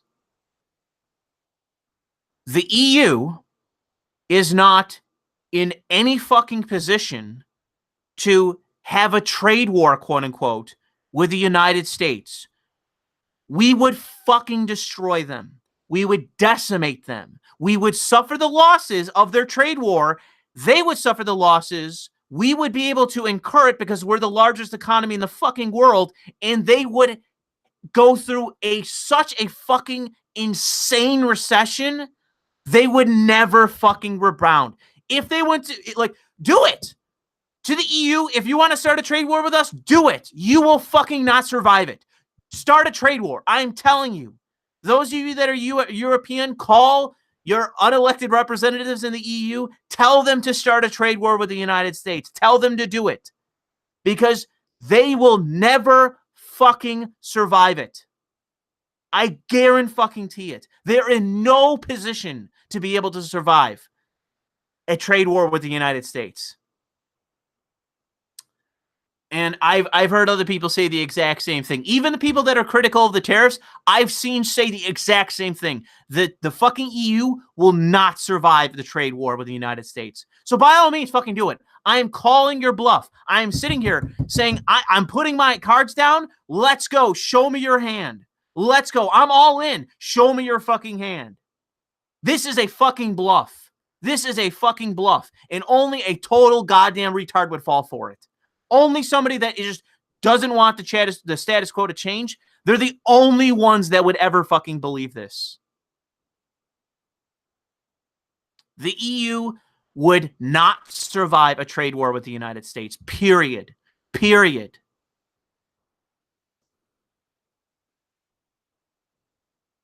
And by the way, here's the thing. If you have something other than that, you got a fucking example, just bona fide articles, research, statistics to say why or how specifically the EU would be able to survive a trade war with the United States when they are on such economic stable ground already and are surrounded by populist revolts. Go fucking explain it to me. Just explain it to me. Because as far as I know, once the UK goes, all they need is one more major power, one more major payer into the system. Fucking EU's over. So you want to start a trade war with the United States? What are we going to do? You know what I would do as Trump? Let's say the EU goes to trade war with the United States, okay? Let's just look it up. Net contributors to European Union. Okay, so let's look at this chart. Here's number 2, UK. Okay, Netherlands, France, Italy, which just had a populist revolt. Sweden's fucked and they'll never pull out. Belgium, any of these fucking nations, okay?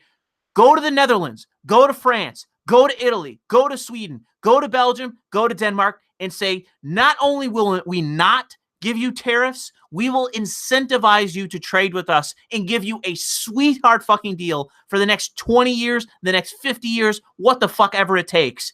And it's on the condition you pull out of the EU. And boom, boom, it's fucking over. It's fucking over.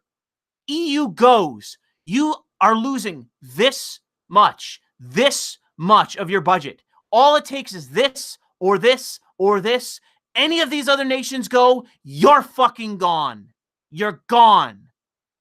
So by all means, put your cards on the table. I'm calling your fucking bluff. Let's go to trade war. Let's do it. You'll fucking lose it. So the EU can suck my dick. And like I said, anyone that supports this is likely an internationalist regardless of whatever we're talking about. But they're probably just a status quo warrior. Don't change anything. Leave it all the same. Investors need to make all the money. Fuck American labor. Fuck. Open the borders. Flood this nation. Fuck any kind of protectionism of any kind at all whatsoever. We'll just keep the stagnant wages as they are, and I'm just going to make money and live in my fucking cushy Manhattan penthouse. Those are the only fucking people defending the EU in this. The only ones. And I call their bluff. Let's go. You won't survive it. We'll go to the Netherlands. We'll go to Italy. We'll go to one of these nations. We'll undercut you. And that'll be it. We'll fuck the entire European Union. I'm not afraid of it because if the EU, I've already said this enough and I'm not going to go through it again. I'm not going to repeat myself and extend this. If the EU fails, it empowers NATO. It empowers the United States. So guess what? I want the EU to fail because it only empowers the United States. And it does. And the thing is, if you're a European nationalist, you want it to fail already. We don't want to fuck with your countries. It's only the progressives that do. I don't want to bother you if you're English or Irish or Scottish or French or Italian or Greek or fucking anybody. I don't want to fucking mess with your country. I don't want to pass laws in your country. I don't want to fear in your domestic policy. I don't want to do anything. 90% of Americans don't want to either. It's just the progressives that want to fuck with your countries. The EU want to basically turn Europe into the Soviet Union. And you seem to all realize at this point, that's why you're all rebelling against it. The United States is not going to fucking do that. So if the choice is between them and us, most Europeans are going to go with us.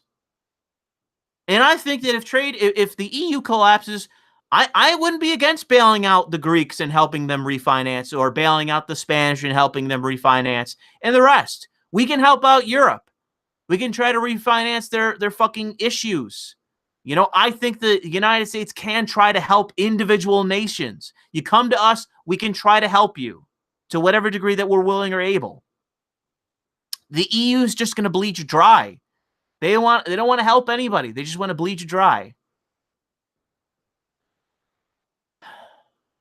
Anyways, so I'm going to play this clip of Wilbur Ross, who is the Commerce Secretary, and he's going to talk about what his position is on the tariffs.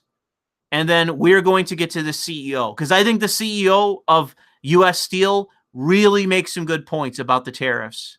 But we're going to talk to Wilbur Ross first.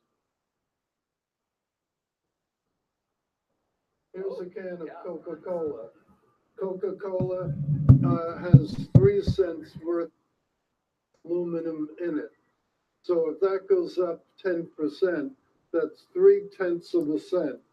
I just paid $1.49 for this can of Coke. It doesn't mean anything. So can you hear him? It's kind of low. I turned it up all the way, but it's kind of low. Can you guys let me get an update on the chat? Can you hear him or no? Type that out. Or no. I think there's something wrong with the chat. Barely.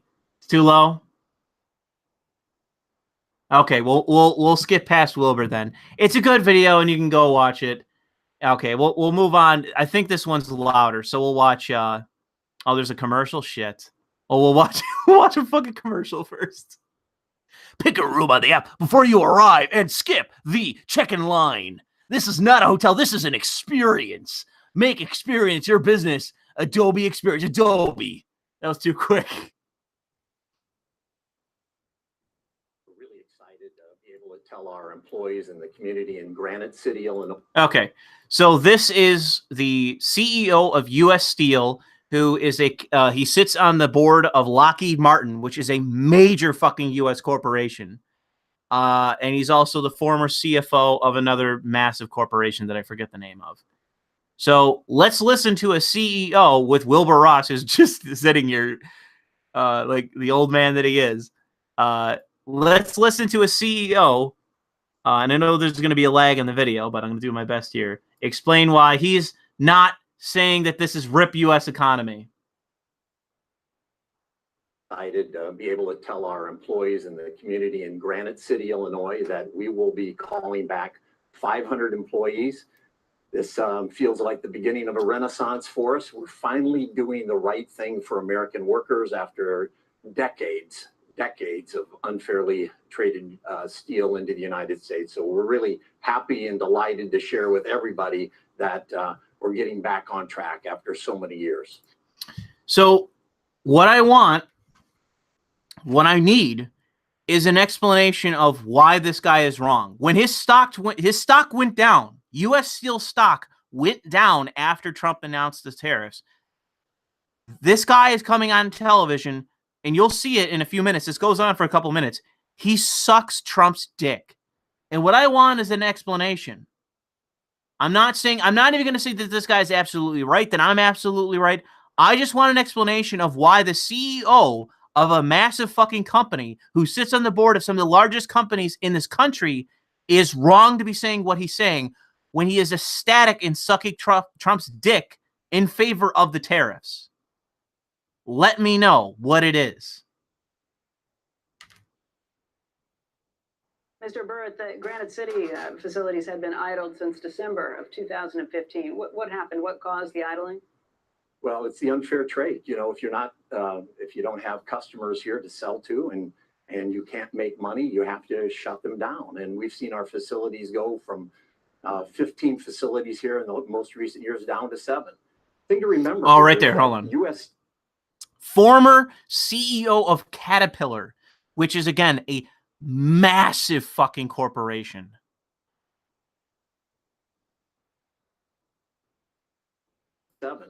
Thing to remember here is that U.S. Steel was the original iconic corporation. Back in 1901, we actually had a value of $1 billion, a market capitalization of $1 billion. And in January of 2016, we were actually less than $1 billion. And here we are working hard every day, trying to get the things back on track. And we finally get some good news because we got some courageous leadership in the administration. And big, big thanks to Commerce Secretary Ross and certainly President Trump for taking the leadership and righting some wrongs. It's really important that we get this right. And finally, it's happening. One more very quick question. What we've heard in the pushback from people on the opposite side of this issue this week has been that, look, the jobs aren't going to come back regardless, that so much has been automated in the steel industry and in the aluminum industry. What do you say to that argument? So this is what I mean. Like, when he says that, like, I'm in favor of the tariffs, this is a good decision. It's like, hamana. What about automation? And again, I'm just going to say it. Like, I'm calling the bluff. Fucking do it. Let's go. Let's go. Bring the jobs back and all fucking automation's here. Let's go. Bring it on. I swear to God, it's a fucking bluff. It's a red herring. You know, maybe I'm wrong. Maybe every job in America, I'm going to lose my job to a fucking drone. But hey, I'm all in. I'm ready to go all in. I'm calling it out. I'm calling. Let me see your cards. That is what I'm saying as it relates to this, because I don't fucking believe it. I don't believe this automation bullshit. Oh, the prices are going to go to $1,000 for a can of Pepsi. I don't believe it. There's going to be mass layoffs. I don't believe it. I don't believe it. The only people that stand to lose are the people that invested in Chinese steel. That's it. Even people that invested in aluminum are not going to lose much in terms of their investment. We already make tons of aluminum. Unless you invested everything in Chinese aluminum or wherever the fuck they're making aluminum, it appears to be just China. Like, how many people could that possibly be?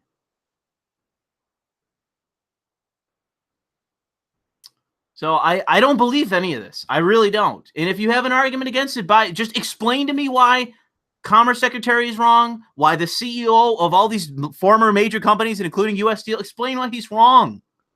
Don't explain it to me. Explain it regarding him, because I'm just listening to these people, you know, saying that they're gonna they've furloughed people. They sent them home, and they're bringing them back, 500 fucking people. And this is right after they announced the tariffs, and he's on there saying, "Oh my God, thank you, Trump. Thank you to the guy that's right here, this old fucking guy right here. Thank you for doing this." It's like, I thought this was RIP U.S. economy. I thought this was it. I thought the whole U.S. is going to sink into the fucking Atlantic. We're done. Okay, well, what's this fucking guy here doing? What is this? Explain it. Well, I think the jobs are coming back, and for every job that comes back, the statistics that we've seen is that for every job that comes back, you multiply it by about 7. So there will be jobs coming back. And, you know, you think about U.S. Steel, we're an integrated mill. So we have mine sites in Minnesota. We have, we go to Appalachia for our coal.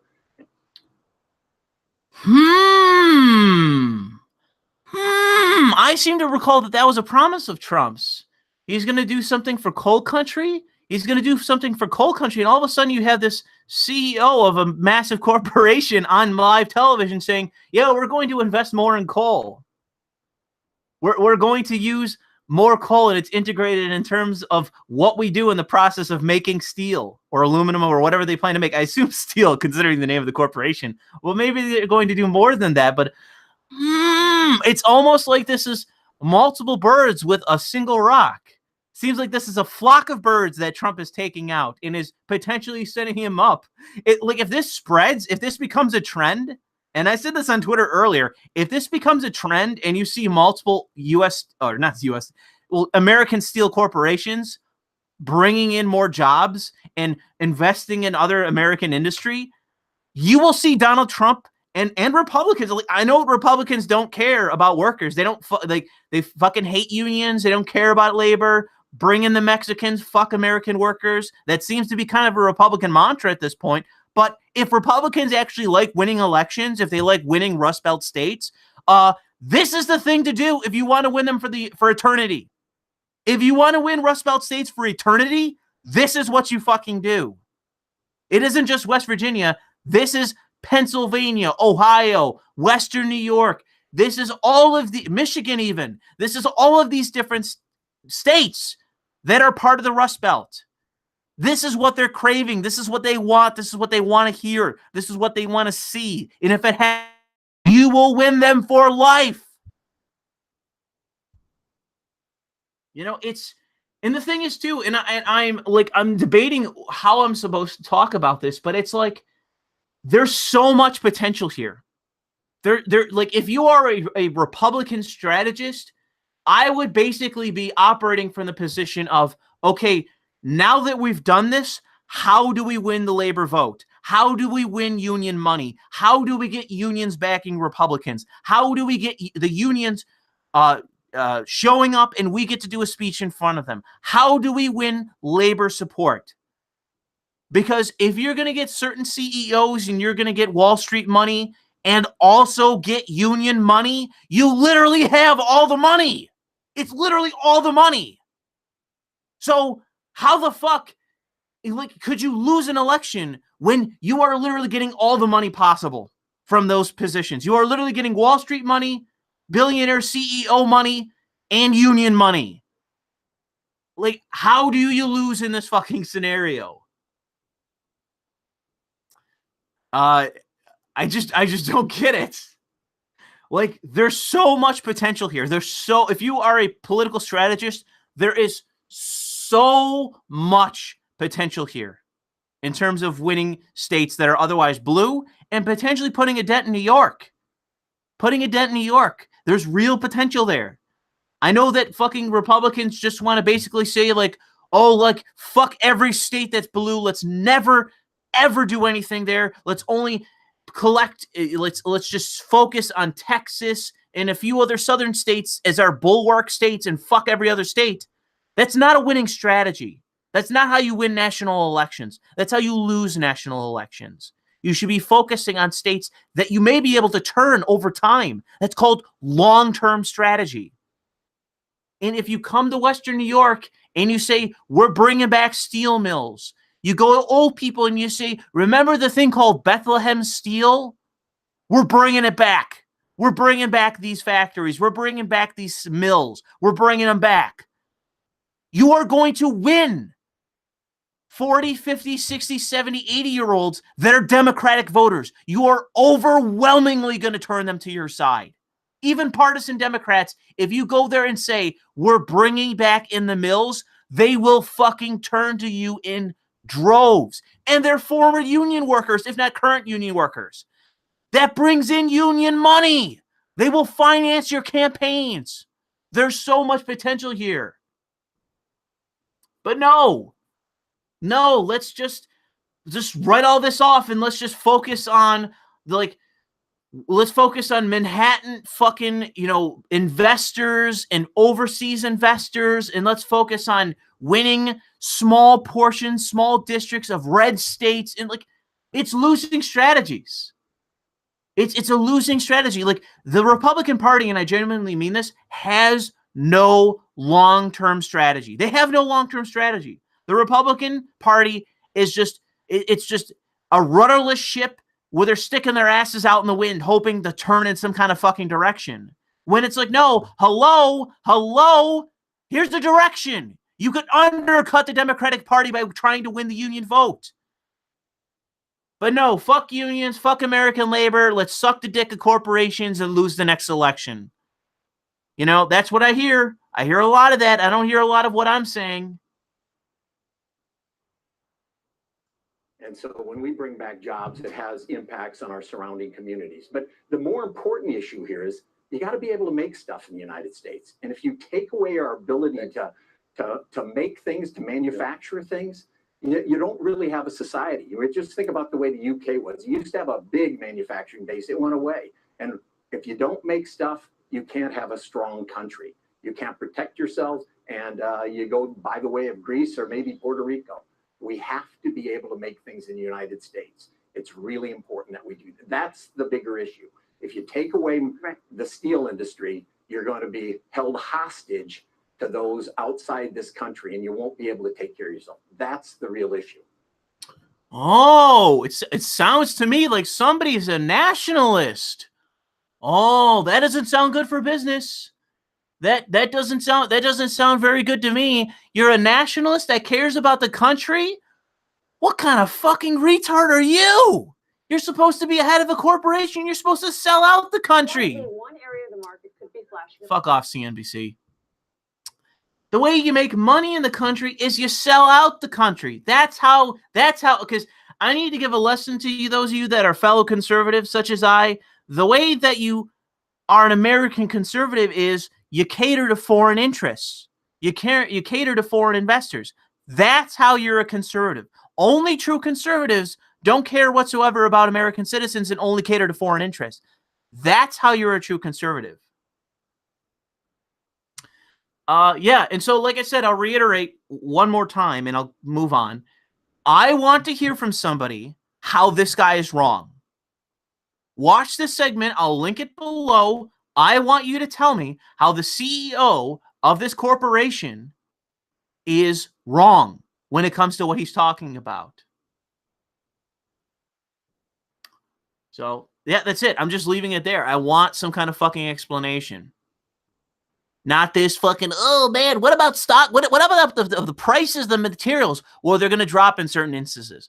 There's proof to say from economic experts they're going to drop because they have all this cheap shit they can't get rid of. It's going to drop based on that. Well, what about the prices in America? Even Wilbur says it's going to go up by 10%. It's like, oh, well, you mean they don't have to pay transportation costs outside of domestic transportation anymore. So that's their savings right there. There's marketing you can do, which here, let's just take an example. Let's just suspend what I'm saying. Let's go with an example, okay? How do you market a more expensive Coke? Okay? So you have a can of Coke, and a can of Coke costs whatever the fuck. Fucking $1.29. Okay? That's how much a can of Coke costs. $1.29. So you get the tariffs. Can of Coke goes up to $1.89. It's almost $2 for a can of Coke. $1.89. That's a big difference. Extra, like what? Whatever the fuck, 50 fucking cents a can. Okay? Goes up. You can market that. You can market that. Instead of calling it just Coke, you call it Patriot Coke. Patriot Cola. You know, U.S. made, U.S. produced, U.S. bottled, U.S. steel, or U.S. aluminum, really. You know, you can market it. If you support your country, if you're a patriot, buy Patriot Cola. You can market that. People will pay the costs. But here's the question. My phone right here, okay, my smartphone was $100-something. That's the phone that I'm holding in my hand right now. This LG phone was $100, okay? $100 for that iPhone. It's a smartphone. It performs certain functions. It's an Android phone, but I have used iOS, which is Apple, okay? Apple, for their last iPhone, charged $1,000 fucking dollars for their iPhone. Now, is Apple one of the most, if not the most profitable corporation in America, or is it out of business and there's mass layoffs? I don't really know. Somebody's going to have to look that up for me.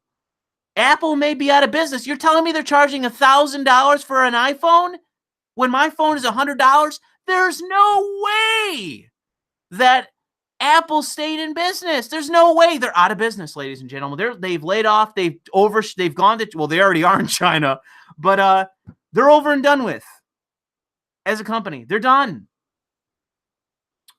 Or does branding exist? Does marketing exist? Is it that prices don't fucking drive demand in every single fucking instance? Because if prices were the sole thing that mattered, everyone would own this LG phone and no one would own a fucking iPhone. Branding matters. Marketing matters. And if the price of Coke goes up 50 cents, market it as different. That's how you make up for any potential loss in demand. Market it differently. It's not that difficult.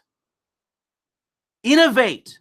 I know it's hard. I know a lot of corporations are lazy as fuck and they just want to sit back and coast off the status quo and subsidies that they get from the government. But maybe they have to innovate just a little fucking bit if prices go up. Maybe, just maybe they have to innovate.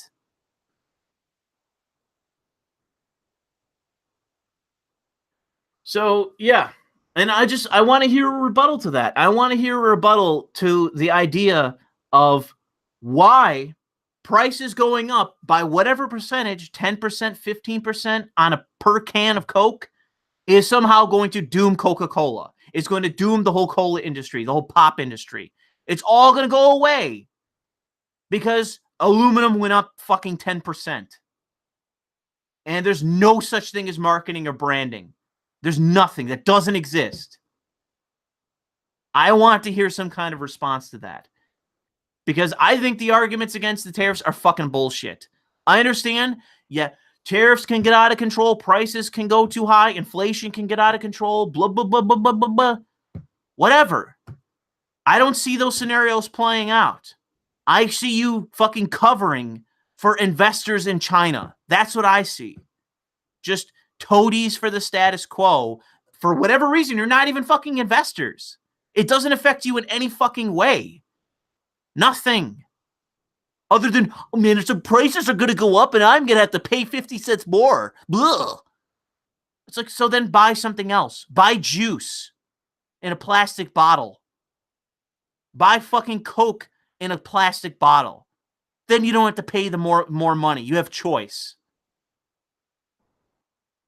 This is what I think. The right-wing guy that said he was going to come in here and clean my clock, it's like, bro, you're full of shit. You got nothing but Ben Shapiro and Milton Friedman fucking talking points to offer me. That's all you fucking got.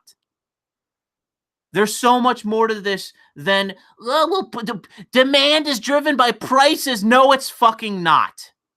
No, it's fucking not.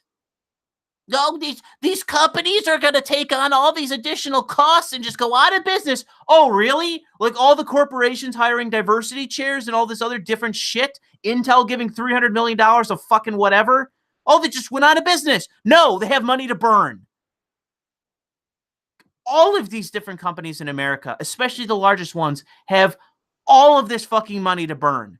But if prices go up 10%, they're out of business. Bullshit. Bullshit. It's going to eat into their profits, maybe, and I don't fucking care. Too bad for them. They're going to survive it. And all I want to hear is some kind of fucking answer. I just want to hear some kind of fucking answer to this. Some kind of real answer that isn't just, well, Lewis, you don't really understand economics. You don't really know what you're talking about. It's like, no, I think I do. I think you're just here to rattle off some stupid fucking talking points you heard from a right-wing fucking commentator that is just an internationalist conservative. I think that's what this is. I don't think any of the people that had an issue with what I said are in any way economically fucking knowledgeable. I really don't think so. And they haven't offered me anything to say that thing. I had people send me articles where I'm looking at these articles and they're contradicting what they're saying. And it's like, I pointed to them. It's like, oh, you better read it again. It's like, no, I'm in the article. It's contradicting what you're saying. It's like, oh, yeah, you don't really know what you're talking about. Okay. I guess the fucking tariffs are going to come and rip America. Good night. Good night, everyone. America's dead. America's over because fucking steel prices went up 10%. Bullshit. Toadies of foreign investors. Toadies of foreign interests in foreign companies. You're nothing but the mouthpiece for a Chinese steel mill. You're a mouthpiece for a foreign company. Fuck off.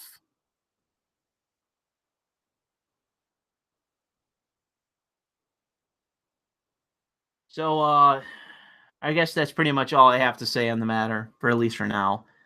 I'll get to a quick super chat. T-Bone says you should give Gary Cohen a golden shower.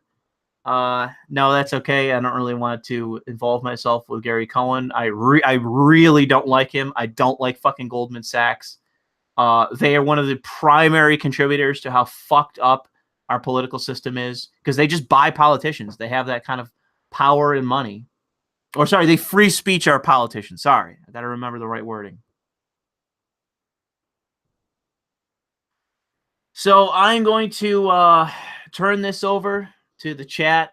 So if you have a question, chat, and this has been a good stream so far. I appreciate your support, chat, and sticking through this sort of rambling stream of mine. It's been a little bit all over the place, but I'll turn this over to the chat. So feel free to ask any questions. It helps if you @ me so I can see your comments. Somebody sent me a song called "Fuck the EU."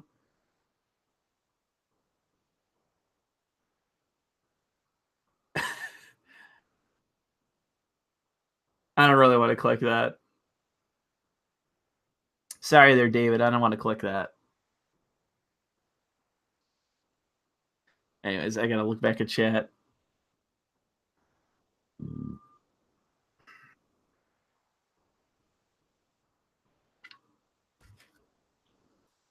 The only thing else supported is tariffs on Japanese weeb shit. No tariffs on Japanese weeb shit, or America's over. It's a remix of "Fuck the Police." I don't want to play anything with potential copyright. Anything new with DOJ, Mueller probe, and shit? It's really hard to follow the Russia investigation. I've written half a script on it. It's so fucking hard to follow. It is so ridiculous. I know people want to see that video, but I am struggling to make that into a coherent script. Yeah, I've seen the Utah legislature doing a rap video. It was stupid. I heard a rumor that Sargon is thinking about getting into politics. Any information on this? I've talked to Sargon many times about getting into politics. What I think he wants to do is basically act as like campaign manager wouldn't even be the right thing. He would be the liberalist George Soros. Put it like that. He is the liberalist George Soros. He is the liberalist godfather. And he is going to basically have all the liberalists in politics kissing his ring. That's what he wants to do. There you go. There's a quote for you. Ever considered buying an AR-15, especially when that assault rifle ban that the Democrats are pushing? Well, it's already banned in New York State, so they're ahead of you, bro. The only way to buy an AR-15 in New York State is if you pay out the fucking ass for a grandfathered in, rifle. My father actually bought one thinking he was going to make a profit on it, and he actually sold it at a loss. So he got fucked on that. But yeah, my father had an AR-15, but he sold it. And I'm not really interested in any kind of rifle, really. Maybe someday a shotgun. My father, actually funny. It's funny. My father sold that, and then he went out and bought like a shotgun that doesn't have a stock on it. Like it's a shotgun with just the front grip, which is just like the standard grip that you would have on a shotgun, and no stock. It just has the grip where would it be just the grip? Yeah, I guess it's just the grip. So it has no stock, and I think he said he bought that for home protection. I'm not really sure what he plans to do with it, because it's not really very accessible where it is, as far as I remember where he put it in the family home. But my parents have a couple pistols around the house, so if there's any kind of home invasion, they probably just rely on a pistol. But he bought that for whatever reason. It's pretty cool looking, I'll say that. The Koi father. You know what's another story is my father owned the same model as Harry Callahan or Clint Eastwood in the Dirty Harry series, the 44 Smith & Wesson, I believe it is. That's oh god, it's like blued metal. I think that's the way that it is. It's like dark. It looks black, but it's like dark blue or whatever the fuck metal, with a oh god, what's the wood? Is it oak? Like an oak grip? It's like literally the same from the movies, and it was a fucking epic fucking gun, and he sold that one too. I couldn't believe it. It was like this was a few years ago, and it came up in conversation between my mother and myself because she said like he was buying another pistol, And I said, you know, I'm surprised it doesn't shoot the 44 more. And she goes, didn't you know he sold it? And I'm like, are you fucking kidding me? He sold that? And he kept it in immaculate condition. So it was a sad day in my family's home when he sold the 44 Magnum. It was a day of grief. I didn't like it. I thought it was a stupid idea. Because it was badass as shit. I never shot it because I went with him one time and he shot it, and I was like, we went to the range and there was like I think we went to it was like the rifle range because the pistol was being occupied by cops. They were shooting there, and so we went to the rifle range and there was like a father and a son with like a fucking 22 rifle, and my father has like a holster for it. He pulls it out of the holster, cocks the hammer, and I'm like, I was shooting too, and I put down my pistol to watch. It's just like, boom! Fucking kid. And the father jumped so high because they had their back to him, and so they watched him shoot. Oh my God, does that pistol have fucking recoil? It is fucking insane. But yeah, I never shot it just because like the kick on it was fucking insane. And oh my God, was it loud. It's funny. Like my father like finished shooting because it's like whatever 6 rounds or 8 rounds, I forget which. He finishes shooting and he puts it down, and I was like, "Jeez!" I said to him like, "Jesus, that was so loud." And the kid takes off his earmuffs and he goes, "It was like shooting a cannon." My dad just starts cracking up. So was I. I was like, God, man, it was so fucking loud. But yeah, it's unfortunate that he sold that pistol because it was a pretty epic weapon. But it very much wasn't practical. It would be like carrying around like a 50 caliber Desert Eagle for protection. It's just like, unless you're shooting out fucking elephant blocks or bears or some shit, there's not really a practical purpose for carrying it. And I think that eventually, and he sold that for a profit because he kept it in near mint condition for years, for decades. He sold that and made, I forget how much he sold it for, but it was like, I don't even remember. I know, like I'd have to ask him, but it was at least, I think it was over 1,000. I don't even remember who he sold it to. It might have been a friend of his who wanted it, and he sold it to him for like over 1,000, somewhere in 1,000. I forget which, but I believe that was a good price for it. I know he said he sold it for a profit from what he bought it for. He got it for like a really good deal apparently, but whatever. I'm not an enthusiast, and I haven't gone shooting in a very long time. I'm kind of basically like unfortunately having to consider to buy a new pistol because of working in certain areas. It's perfect for dealing with Muslims. Jesus. What are your thoughts on the Democratic Socialists of America? Do you think they are effective with their goals? I'm not sure if it's been contaminated with SJW nonsense. Well, Democratic Socialists, I'm not really sure if I'm on board with that. Like Social Democrats, maybe that would be okay, but Democratic Socialists, they're still fucking socialists. I'm not really sure how far we're gonna go with them.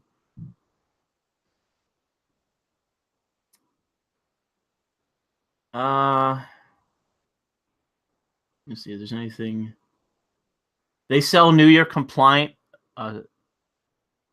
AR-15s. I guess so. I don't really have much of a purpose for buying it. You know, it's been a long fucking time since I've shot a rifle, and I don't really have much incentive to buy one. I don't really like going shooting. You know, it's not really a great environment. I had a bad. I've talked about this in the stream before, but I had a bad incident at one where my friend nearly got his fucking head blown off by another guy they were shooting. I'm not a gun enthusiast. But yeah, I might have to buy a small, like a Glock or something. It'd probably be a Glock where I'd keep it for concealed carry just all the time. I wouldn't. Somebody says, "Why am I? When am I starting my campaign for Buffalo City Council?" Bro, I wouldn't win in Buffalo. I'd have to. Like North Tonawanda, Niagara Falls, Tonawanda. God, what is it? Lewiston. I probably wouldn't win. I'm not rich enough to win in Lewiston. Oh God, what is the name of the? It's another big city near me that I can't remember. Not really big, but another city I can't fucking remember.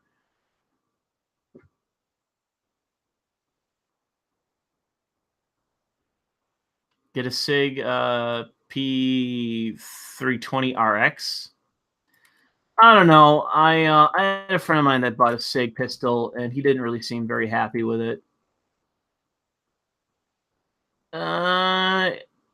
Yeah, it's not necessarily too big,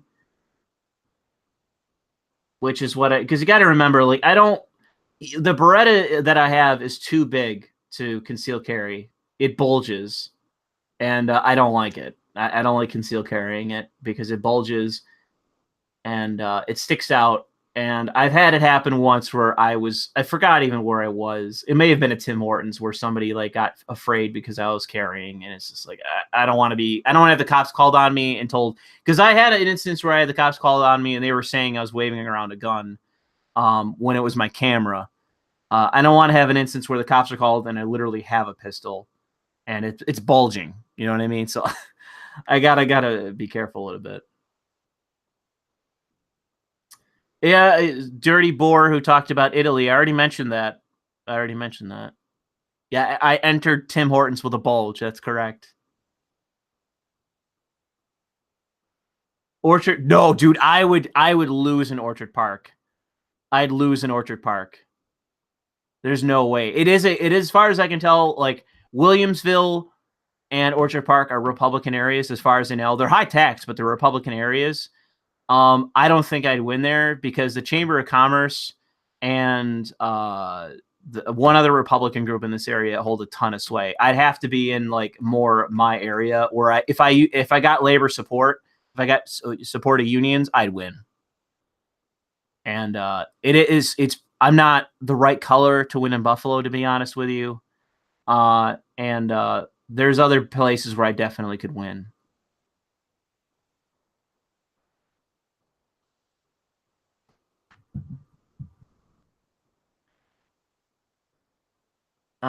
My coworker went to school in Syracuse and says that in Western New York, they have restaurants where they serve food on garbage can lids. Is that true?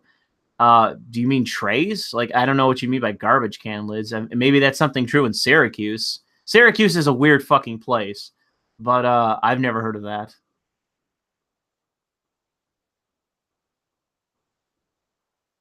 P320 is the same as Glock 22. Oh, okay.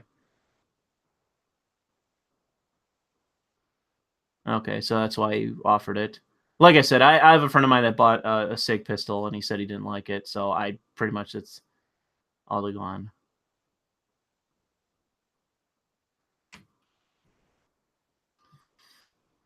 All right, well, we can. I'll take a few more questions, and then we can wrap this up. Have you considered starting an American liberalist movement to give your guys, white people, an alternative to the alt-right in your country?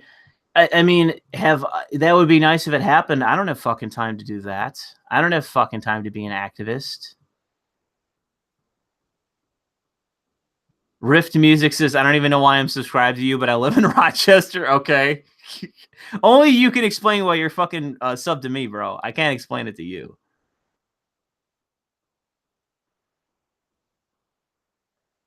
Well, what was your question? Is Texas going to be blue in November? No.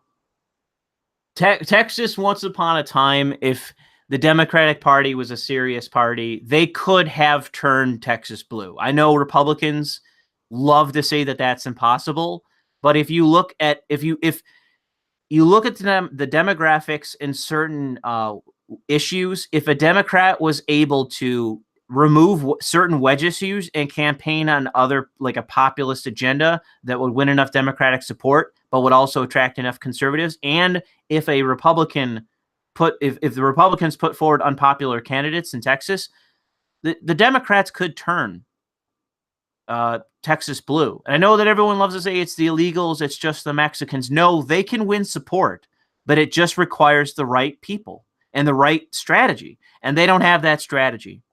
I wrote a paper about that in school, about demographics, more than one. And that Texas was one of the ones I mentioned. With the right strategy, the Democratic Party could flip Texas. They don't have it. They don't have the people. They don't have the strategy. You can't go to Texas and say ban guns and all whites are racist and all this other shit. You don't win in Texas based on that kind of bullshit identity politics. It's not how you fucking win Texas.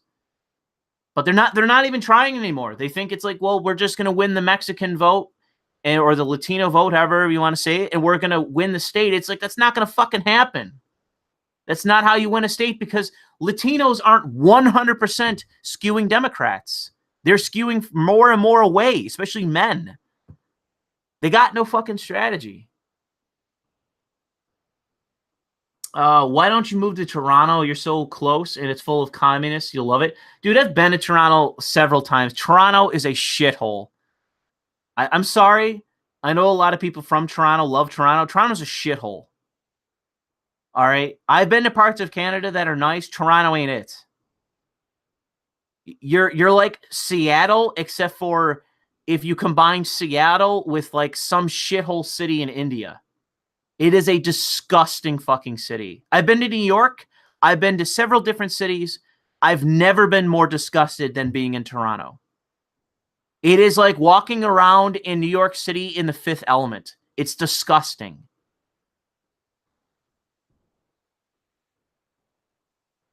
I got a super chat here. Sorry, I'm trying to catch up with the chat. My question was that since you talk about class, and I remember you saying that one of your streams that you are closer to a classical Marxist, does that make you a socialist? Technically, no, I'm not a socialist. My only thing with Marxism, I think you just understood what my point is, that my complaint about modern day Marxists is that they invalidate Marxist critique or using a Marxist lens to understand class dynamics in society. That doesn't mean that the Marxist lens is perfect in every situation, but I do believe that Marxist critique and a Marxist lens in terms of understanding class can actually work in terms of talking about economic policy and existing structure systems, whatever. It doesn't make it immediately illegitimate. I do think it's worthwhile to use it just to try to better understand capitalism, Western society, liberal society. It doesn't mean that you follow up and do something communistic or socialist or whatever, but I'm just saying it is in my opinion, a valid form of criticism so long as it is an intersectional fucking drivel. My problem is that there are no actual Marxists left. You know, it's Slavoj Žižek ranting and raving, and that's fucking it. And he's out there screaming about how Jordan Peterson's terrible. You know?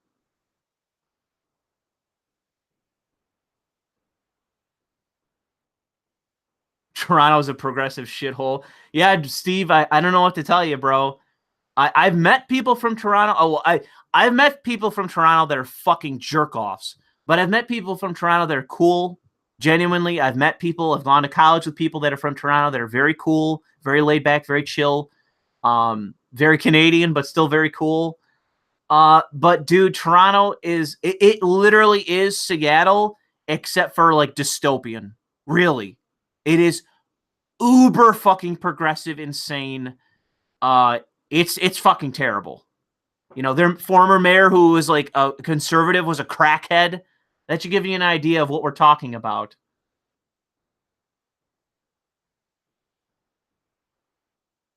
Vancouver. I don't know if have I been to Vancouver? Let me look it up on a fucking map. Have I been to Vancouver in British Columbia? Oh, fuck no, dude. What are you talking about?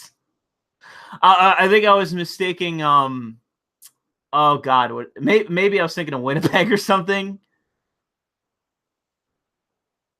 Maybe. What am I thinking? I know I was, or maybe I'm thinking closer to Quebec. I don't know. No, bro. I've never been to Canada out west. In British Columbia, no way. I don't know if I want to be too close to Edmonton. I might go to go the first liberalist fucking mass shooting when I go to the offices of fucking BioWare and kill everyone there.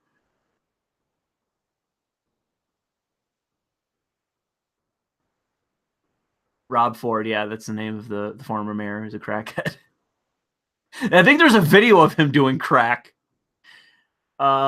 Angus asks, how do you think is the best way to convince most Americans that we need to lock down the borders and integrate the illegals? I really don't like how illegals are able to vote. Yeah, dude, I got to tell you that's one of the fucking things that apparently a lot of conservatives, like the whole thing with like conservatives basically going like, oh, we need voter ID laws and citizenship and blah, blah, blah. And it's like for a long time, it's like, yeah, I don't really, and I still don't really believe that there's like mass voter fraud in the way that a lot of conservatives are saying. But the thing is that you watch it like the 5,000 segments that Tucker Carlson has done in immigration, where he's brought on different politicians that are Democrats, and it's like, yeah, you're actively taking this X, Y, and Z. You're doing these things in order to try to enable illegals to vote in your state to sway the elections in your favor. And here's how you're doing it. And it's like, holy fucking shit. That is what they're doing. So, I'm not saying that there's mass fraud involving illegals in the United States, but I am saying that they're actively right now, there are Democratic politicians that are trying to make it possible. And it is fucking insane. So yeah, I recommend you just fucking Google or type into YouTube Tucker Carlson immigration, and there's going to be literally 1,000 videos that come up where he's talked about it in the last like 6 months. And some of the shit that's come out of the mouths of those people is fucking insane. And I don't mean like the regular guest, insane feminist, insane bald Democrat. I mean like this is the one time this person is showing up on Fox News. You're doing this X, Y, and Z, and it literally may be federal fraud. You may be violating federal law against voter fraud. Are you doing this? No, I'm not doing it. It doesn't have this effect. No, and Tucker goes, no, it does demonstrably have that effect. Here's a fucking Republican state senator. Yes, it literally does everything you're saying. He's lying. He's lying. It does everything you're saying. Here's the paper. Here's the law that shows it is. And this is like, holy shit, that is what he's trying to do. It's fucking insane.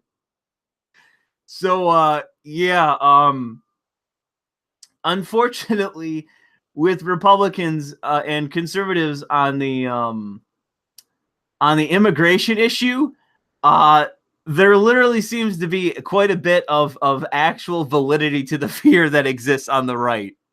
It seems to be kind of valid, and to a scary degree. Oh, dude, I don't have it. I'd have to look it up. I have like a fucking folder that like it's the immigration video I want to do, and it's like half Pew Studies, half fucking Tucker Carlson videos. Oh man, I really gotta fucking weed through a lot of this shit, or it's never gonna fucking happen. But yeah, there's like I said, just Google it. He's done a segment like every fucking week on it. Fuck the Leafs, Canucks all the way. Jesus Christ, get out of this chat. Fucking hockey fans.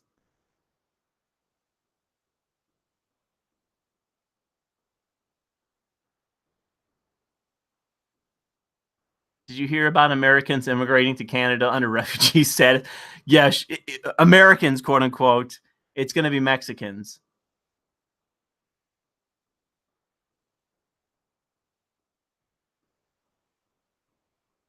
Is Canada aware of how big a cuck Trudeau is? Is China literally holding a lot of property there as hostage? Yeah, they are. I've been told that China has a real stranglehold on certain parts of like the it's like more than one industry, but I think it's like real estate. That's one of them that China has like direct influence over just because of their stupid immigration policy and their regulation that they have there. They got taken advantage of by Chinese investors. Oh God, what was the other? Oh, in terms of the how big a Trudeau of cuck Trudeau is, fucking Bunty King did a video the other day where I thought he was gonna shred fucking Trudeau, and it's like, oh Trudeau, you should stop doing this. You're acting cringy. I voted for you, Trudeau. Stop doing this. And I'm just sitting there like, Jesus Christ, Bunty, you're nearly as cringe as Trudeau. You're like sitting there. You need to be better, Trudeau. I voted for you, and it's like, ah. Like, Jesus Christ. I couldn't even bring myself to vote for Obama in a second term. And you're telling me that fucking you voted for Trudeau? Oh, Jesus Christ. Don't make me throw up, bro. Fuck.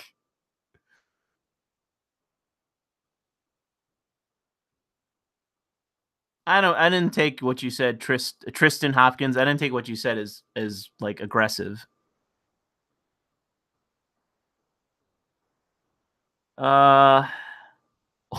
People are talking about fucking hockey.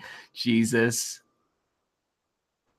We got a couple super chats. I see Tim. Tim, you need to buckle up for what I believe maybe my next video or my next scripted video. Beware my next video, bro, because I'm gonna be bashing some fucking conservatives in that. So buckle up, as I said at the beginning of the stream. I did vote for Jill Stein in 2012. That's true. I did vote for Jill Stein. I look at that now as like I know why when I did it then, because I didn't fully understand why I had such a problem with Obama. I didn't understand it, but I do know now. I do know now why I had such a problem with Obama.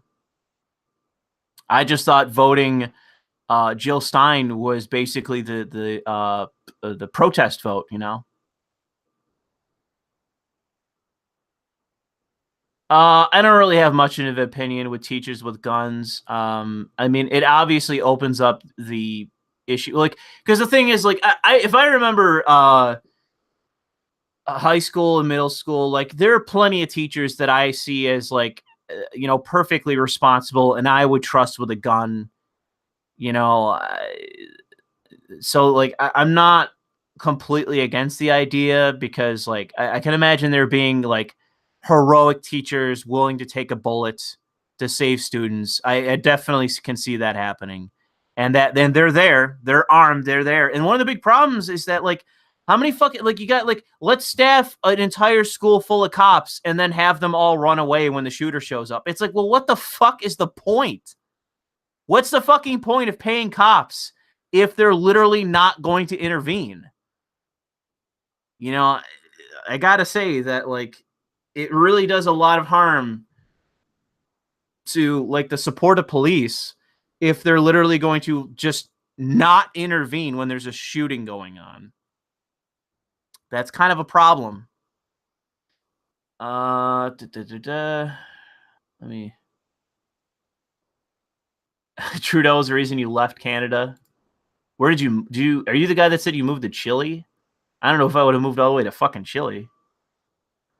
Hey there, conservatives definitely worthy of bashing, fucking unprincipled, power hungry, money grubbing solids all through my ideology, bro. I mean, Tim, the thing is, Tim, is that, like, I do know that most of my, like, main conservative listeners, such as yourself, are not really good. You're in the beginning, you're going to basically understand, like, the bashing starts. I am being very dismissive. There is some level of generalization, but you are going, like, the evidence is, I'm basically preparing it so that, like, I'm going to shit talk the most of the beginning. And then I'm just going to go example. And oh my God, are they damning? So buckle up, because holy shit.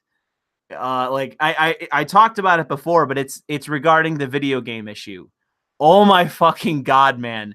Like conservatives basically go like, these are our principles. And not only are these our principles, these are the exclusive principles of conservatives. And the left negates them all. They desecrate these principles.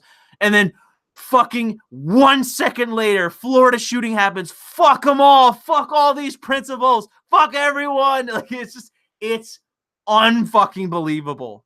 It's unbelievable, but you'll just have to wait and see, because oh my God, is it a laugh and a half? At least for myself, bro. I'm not doing this hating it and like I'm angry. No, bro. I am doing this video and I am laughing because holy shit, is it crazy. Let's see here. I know there's some super chats I gotta get to.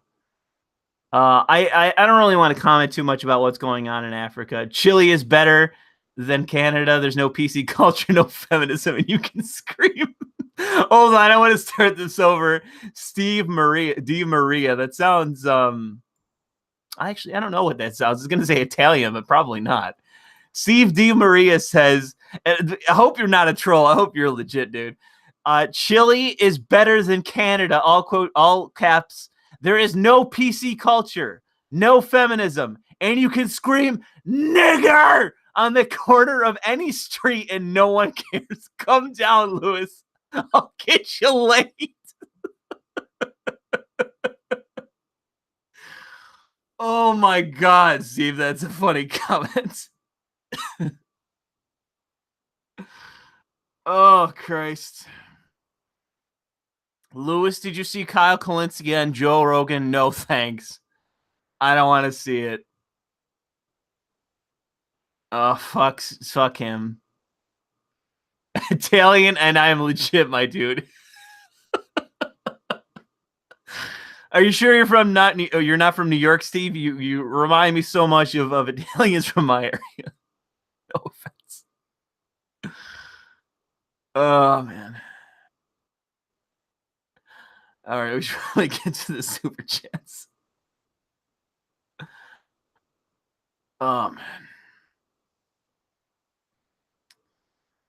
Chile has Pinochet, so it's 1,000. It's 100% better than Cuck Canada. Possibly. Canada seems to be in a pretty damn bad state. Do I look like my avatar? Not especially. I am white, if that's what you're asking. But outside of that, no. So I got 2 super chats that we got to pound through.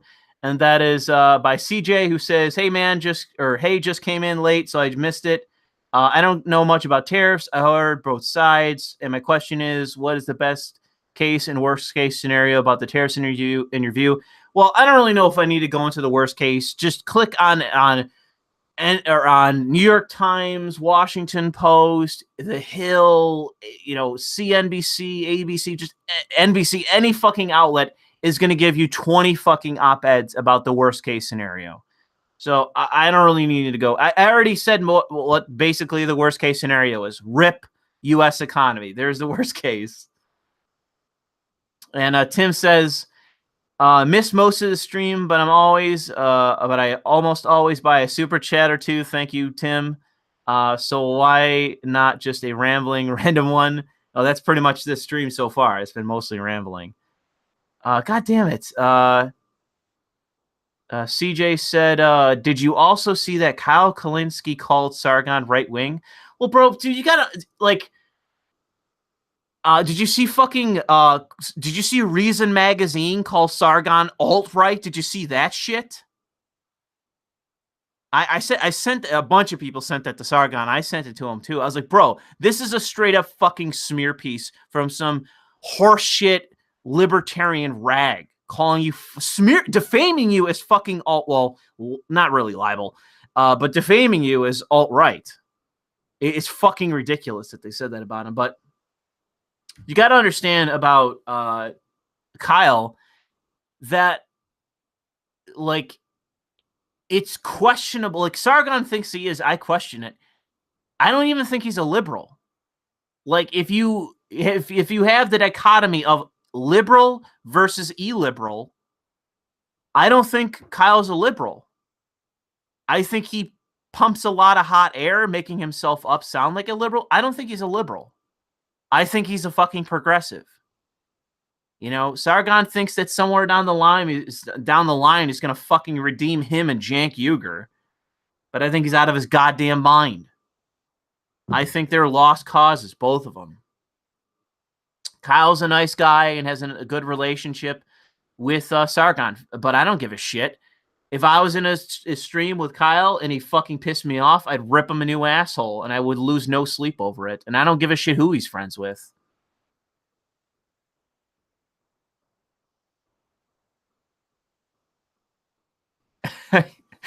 Jesus, Steve. I'm from Toronto, Louis. I moved to Chile a few years ago. I wake up every day like Stan Smith from America Dad. I sing every morning while my 27-year-old chilling hottie makes me breakfast.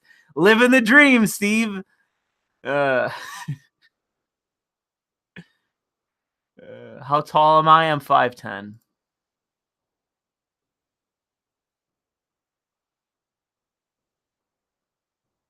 I know that everyone's going to go, oh, fucking manlet. Fucking manlet. Rip Lewis's dignity. Fucking manlet. I don't fucking care. Fucking Sargon's like 5'7". And everyone's like, oh, man, when he got in that guy's face, bro, he looked beast as shit. It's like, yeah, he's 5'7". The other guy's like 5'6". I'm 5'10". Fuck all of you. You're all the manlets. Sargon is just trying to Mark Hamill the situation with Kyle. We all know where that ends. Do you mean like Last Jedi? Is that what you mean? I wanted you to be short. Fuck off.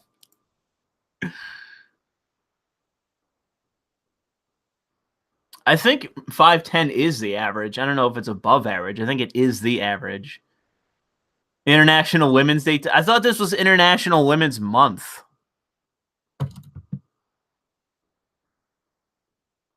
Louis Le Manlet. Yeah. That's the first fucking time somebody's put that hashtag. This has been asked before. Louis, V can beat your ass. I don't know.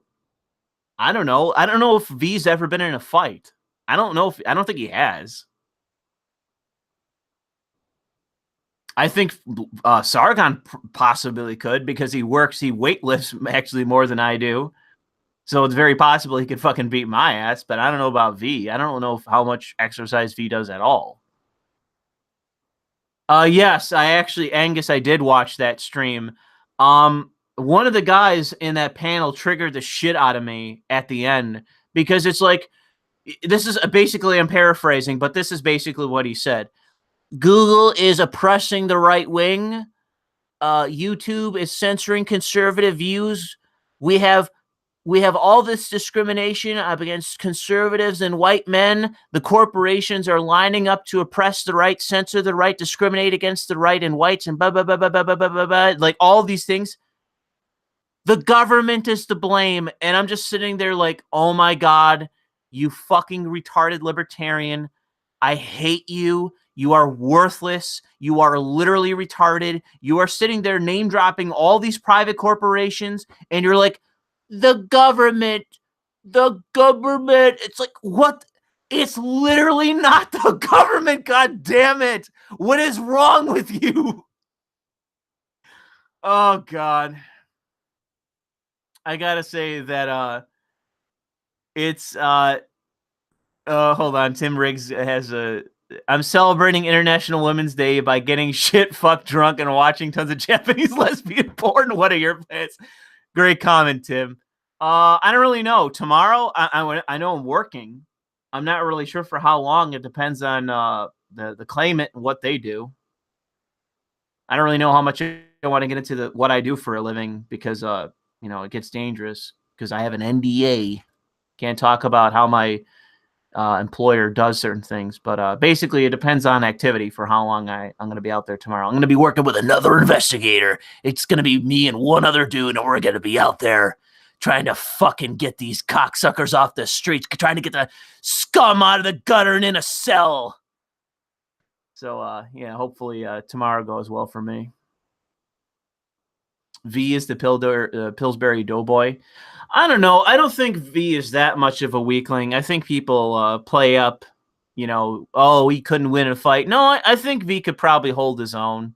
He seems to be a dense enough of a guy that, you couldn't just shove him down or whatever. I think he could probably win a few fights.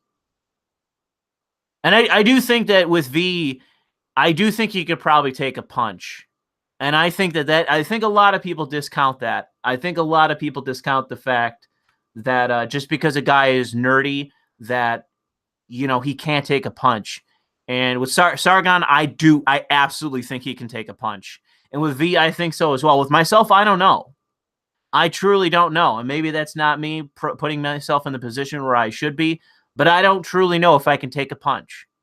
And I think that makes a big difference, because the fact is, if you get hit and you're on the fucking ground, it don't matter after that. It don't fucking matter. You can weight lift. You can be in great shape. If you can't take a fucking punch and you're on the ground and you crumble in one punch, it don't fucking matter. So I think that counts. Because I had a friend of mine in high school. They used to get into fights all the time. And his thing was, if he could take a few punches and it wouldn't faze him that much. And I've seen him hit people, and I've seen fights. I've literally seen fights, and this is how I know it matters, where I've seen guys get hit and they go down and the fight is fucking over. When you go down and the guy's on top of you, it is fucking over. The only person that can get out of that, and I've seen it happen, and this is true, is a guy that I knew that I was friends with in high school that was a wrestler. I have seen him go down in a fight and win the fight because he's a wrestler. So if you're on the ground, wrestlers can win fights. Just my anecdotal experience. I'm not saying like fucking UFC shit or whatever. But if you can't take a punch and if you go down, you're fucking over. It's done. You lost that fight.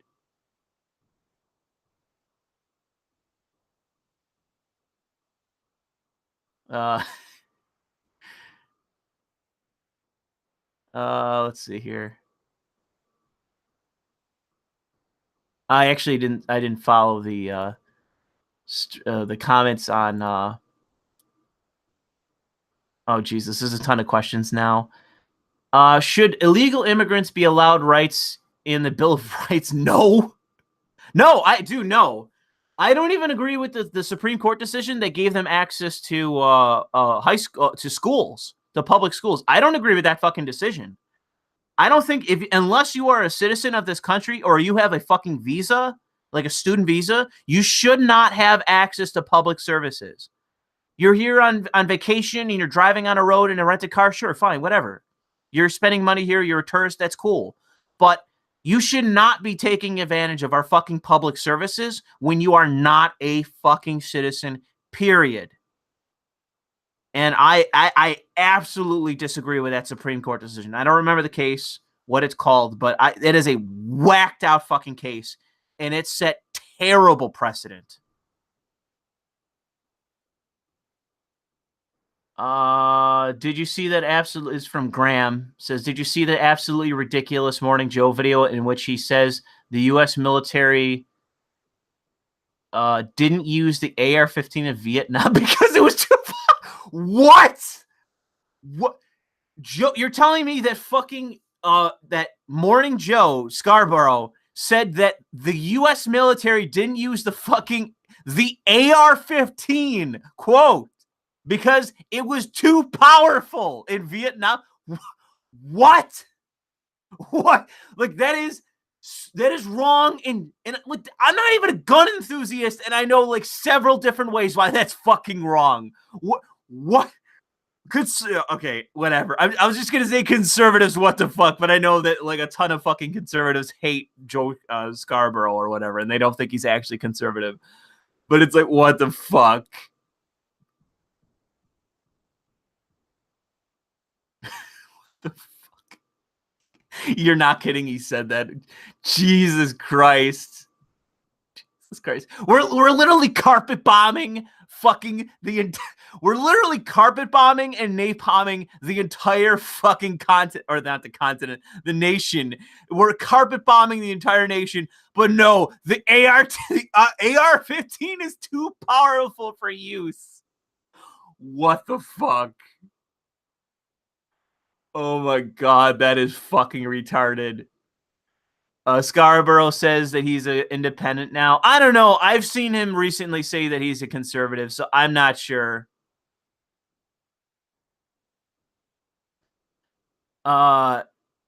Tim is I knew Tim was going to chime in.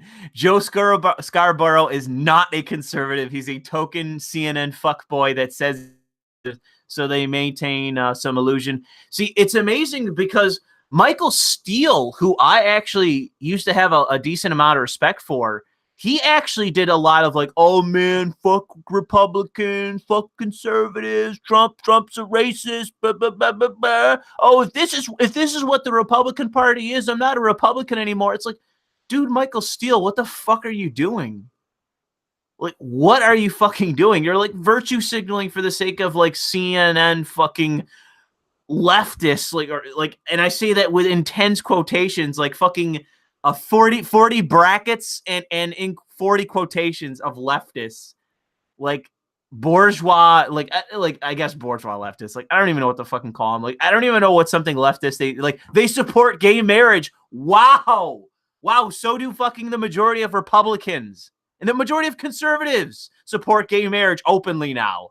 And I have Pew studies to show that. It's like 60-something% of Catholics support gay marriage openly. Oh my God, you're on CNN and you support gay marriage? Wow, what a fucking radical leftist you are. Do you think it's possible to win Vietnam? Well, to be clear, I'm not a strategist. And I've been told that Vietnam was an absolutely complex war and that so much of what went wrong with it was specifically political.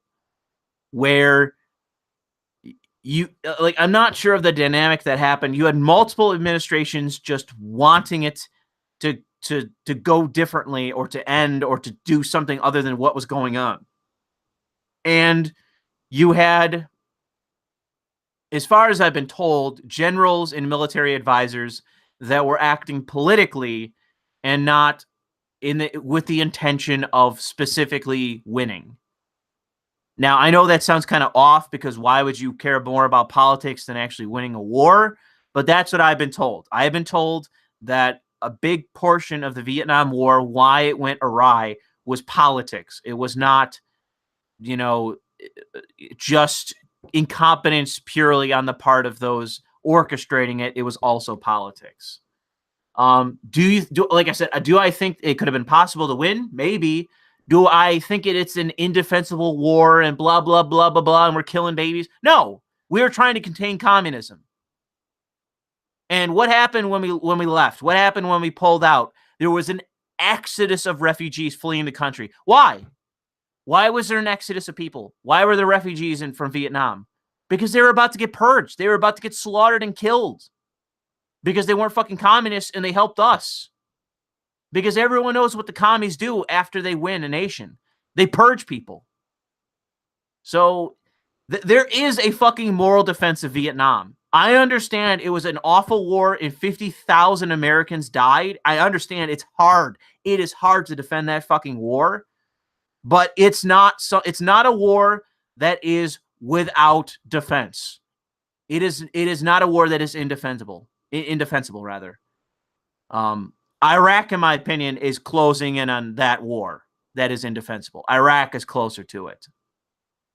Because every step of the way, it was a fucking disaster. Every fucking step of the way. So, in my opinion, Iraq is hard to defend. Afghanistan, do I support intervening? Not really. I'm not like, if we redo time, am I voting in favor of Afghan invasion? Probably not. But is it defensible? Yeah, I've seen defenses of Afghanistan where I don't really have the depth of knowledge to basically contradict the defense, but I still don't necessarily support it. But with Iraq was such a fucking disaster that it is close to indefensible in my opinion.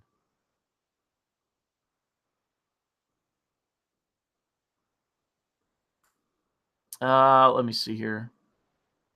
don't discount the impact of having a press that present the war zone had on politicians. Media had a massive impact. Oh, yes. Vietnam was the first televised fucking war, and people were horrified by what they saw. I talked to my parents about it. They said that it impacted them. It's amazing the boomers turned around and fucking supported fucking Iraq, but still, my parents and every boomer I've talked to, every fucking boomer I've ever interacted with has never supported the Iraq War, or excuse me, the Vietnam War. I don't know, and it's not saying they don't exist.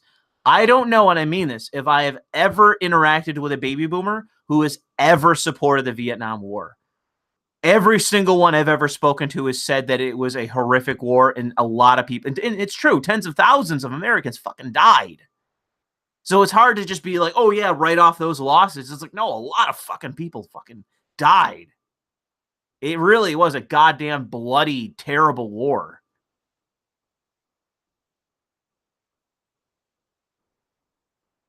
Why is the stream still going on, Tyler? Let's see. Iraq and Afghanistan are both indefensible. I don't know about that, Baron. There are people out there that will defend Afghanistan. There are people that will defend Afghanistan and our intervention there. I've seen it happen. I've heard the arguments, and like I said, I don't know if I'm equipped to completely debunk those opinions or the arguments of their opinions. Yeah, Fool's Aaron listened to an interview about Afghanistan. Yeah, believe me, I'm well aware of the arguments against the Afghanistan invasion. I mean, you look no further than the attempts by the fucking the Russians, the Soviet Union in Afghanistan. Holy shit, what a lost cause. If you want to go research an unbelievable war, go research the Soviet invasion of Afghanistan. God fucking damn, was that ridiculous. And the whole thing, too, was amazing because the way that they fucked us in Vietnam, we fucked them real hard back when it came to Afghanistan. God damn. We were over there fucking going crazy with the CIA. We were like intervening in every way conceivable to help the fucking militants there. Oh my, if the U.S. involvement in Afghanistan with the Soviet invasion, Jesus Christ, was that a ridiculous fucking Black Ops campaign. It was a ridiculous fucking war. Oh yeah. Go read up on that fucking war, bro. It's insane. What's amazing is that it was like the one time the CIA did something right up until the weapons were then turned against us and we had planes flying into fucking the Twin Towers. The CIA had their one shining moment. They're like, we did it! We did it! We intervened! We did a Black Op that succeeded! We helped defeat the Soviet Union! Boom! And that's when the fucking 747 or whatever the fuck they were hit the Twin Towers. Yeah, CIA. Not a good fucking track record. Not great. Tim says, I don't know enough to argue either way on Iraq or Afghanistan. Both were poorly managed. Certainly, intervention is a neocon thing. Yeah, it is. Tends to piss me, people on my side of the right off. Yeah, because I understand there's a less interventionalist right, and it's like you have the libertarians, which, as far as I can tell, are just isolationists, really. But there's more non-interventionalist conservatives who are more nationalistic that basically do, to some degree, want the withdrawal from intervention in the world. And they are right to criticize in large degree because it's like, you have Republican administration intervention, you have Democratic administration intervention. It's just intervention. And I've yet to really hear a good fucking argument in favor of humanitarian intervention. Like, I understand that that's the progressive justification for fucking with other countries. But my whole thing is like, if you want to butcher 1 million people or whatever the fuck in your own country, my question is, okay, what does that mean to the United States? Really, practically, what the fuck are we going to get out of intervening in your fucking genocide? Outside of moral head pats, which I don't even think it's going to happen anymore. Like, things in the world are so... Whoa. My alarm. Things are so fucked up in the world that it's like I don't even like understand. Like, let's say we intervene somewhere, and it's like, well, you think that you think the world, the United Nations, the rest are going to really give a shit? They're really going to give us the head pats? They're going to give us brownie points? Do you really think they are? Like, I don't. I think we're past 90s foreign policy at this point. You know, I really don't think that if we do intervene in bad scenarios that we're really going to get the head pats that we apparently deserve.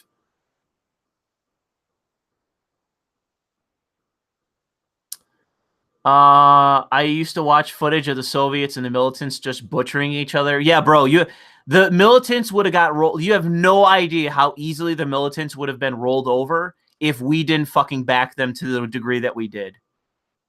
We enabled them so insanely that it's unsurprising the Soviets got bogged down and lost. Because we literally did everything to prop up the fucking Mujahideen, or however it's said.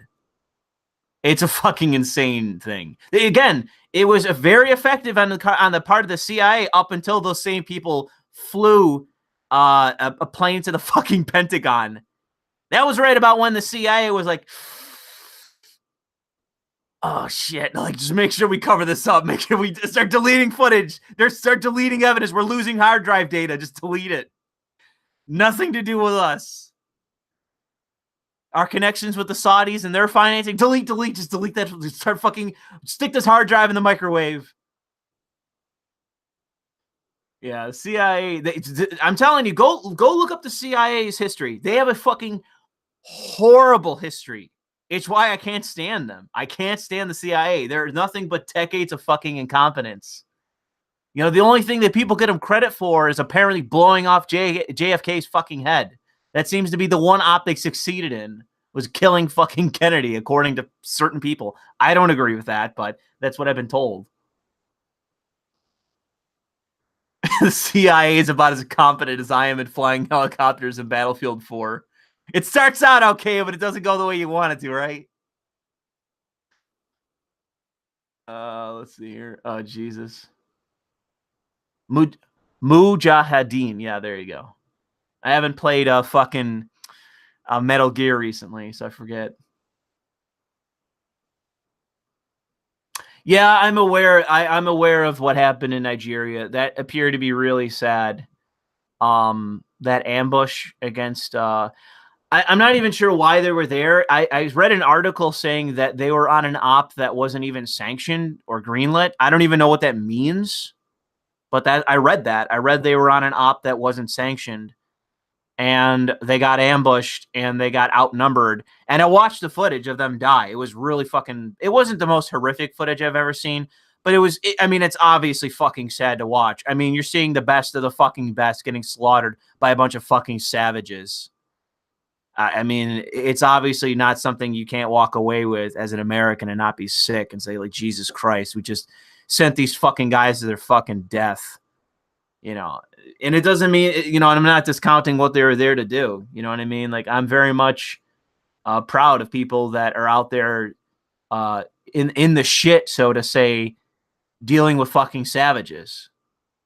I'm not unaware of how they literally gave their lives for this nation, and it wasn't even apparently sanctioned as far as I can tell. Maybe that's bad intel or whatever, but that's what I saw. The CIA had some great successes in Central America. I'm not too sure. That they only intervened to a certain degree in the 50s in Central America. I do think that that's a bit overplayed. They did intervene, and they did prop people up. Did they fucking prop up Pinochet? I can't remember. I think they did, because I remember a progressive ranting about that the CIA propped up Pinochet and how wrong that was. And it's like, yeah, okay. So we help stack in fate. We help support or whatever it is, prop up basically a fascist, or we basically allow the country to be taken over by communists, in which all these people are going to fucking die. Okay. Okay, yeah, actually, you know what? I own that book. Apparently, Christopher Hitchens has done a book on this. I own that book. I haven't read it yet, The Trial of Henry Kissinger. Okay, so apparently they actively helped destabilize the government. So I'm not too sure that was too much in our favor. But I can't really say that I'm necessarily against, like, propping up the fascist government instead of a communist government, because communists are capable of doing far more evil. I mean, everywhere there's ever been a fucking communist government, there have been purges. There's been widespread misery and death. So, if your choices are between two evils, you got to go with the evil that's not going to have insane fucking purges that are going to happen. It was a military junta, which I guess is like I'll just characterize that as a fascist government, even though it's a military junta. But didn't he? Yeah, essentially. But the thing is, okay, here's the thing, right? Okay, here's the thing. All right, what is it now? What is it now? What happened in 1988? It became a democracy. So it's like, I don't know what, is China a fucking democracy? Is Vietnam a fucking democracy? Is North Korea a fucking democracy? Is Cuba a fucking democracy? All the nations we failed to contain communism in, are they fucking democracies? No, they ain't. The only one that's a democracy is Russia. And they seem to be the fucking exception. And not by much. They're not exactly fully functioning in terms of their democracy at this point. They've regressed, honestly, from my perspective. But it's like, we managed to basically turn fascist Germany into a democracy, although in the long run, I don't really know how much good it's done. But at least with Chile, it's fucking become a democracy. It's probably on a sliding scale. I mean, I imagine it's not the United States, but yeah, okay, he was called a fascist, but it was a military dictatorship, is what it actually was. Okay. Yeah, but like I said, I mean, that's my thing. I'm willing to defend propping up. Like, I'm not gonna defend destabilization of governments. I'm not too sure if I can defend that, but propping up a dictatorial leader instead of a communist government, I'll fucking defend it. I'll fucking defend a dictator over a fucking communist government, because with a communist government, you are guaranteed purges, you are guaranteed famine, you are guaranteed death, and you are as well in fascist regimes or in dictatorships. You're guaranteed death as well, but it's nowhere near as fucking insane and guaranteed in terms of losses of life. It's not even comparable. So, propping up Pinochet instead of the commies, it's fucking obvious. It's obvious why we did it. Doesn't justify it. It doesn't mean it was right. It doesn't mean that the U.S. is incapable of evil or that it was evil. Maybe it's evil. But the fact is that better than the fucking commies. Yeah, I know people are telling me to go to bed.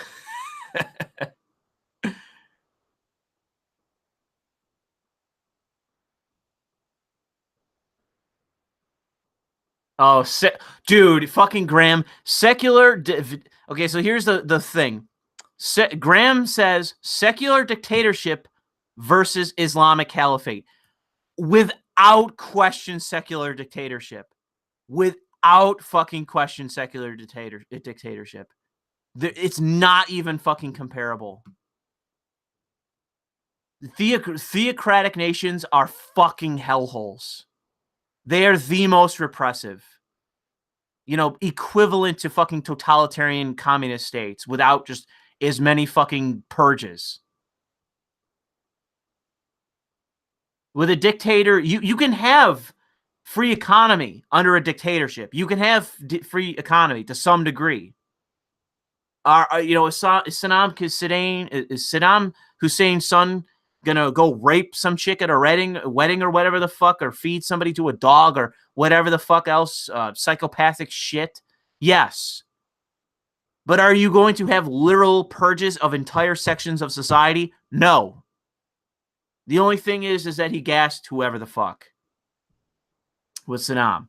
So Not every dictator has done that, but every fucking Islamic caliphate is only inhibited by the means to be as severe as any fucking communist nation. The only thing that prevents Islamic nations from being as insane, as totalitarian, and as violent as any communist nation is means. That's the only thing stopping them.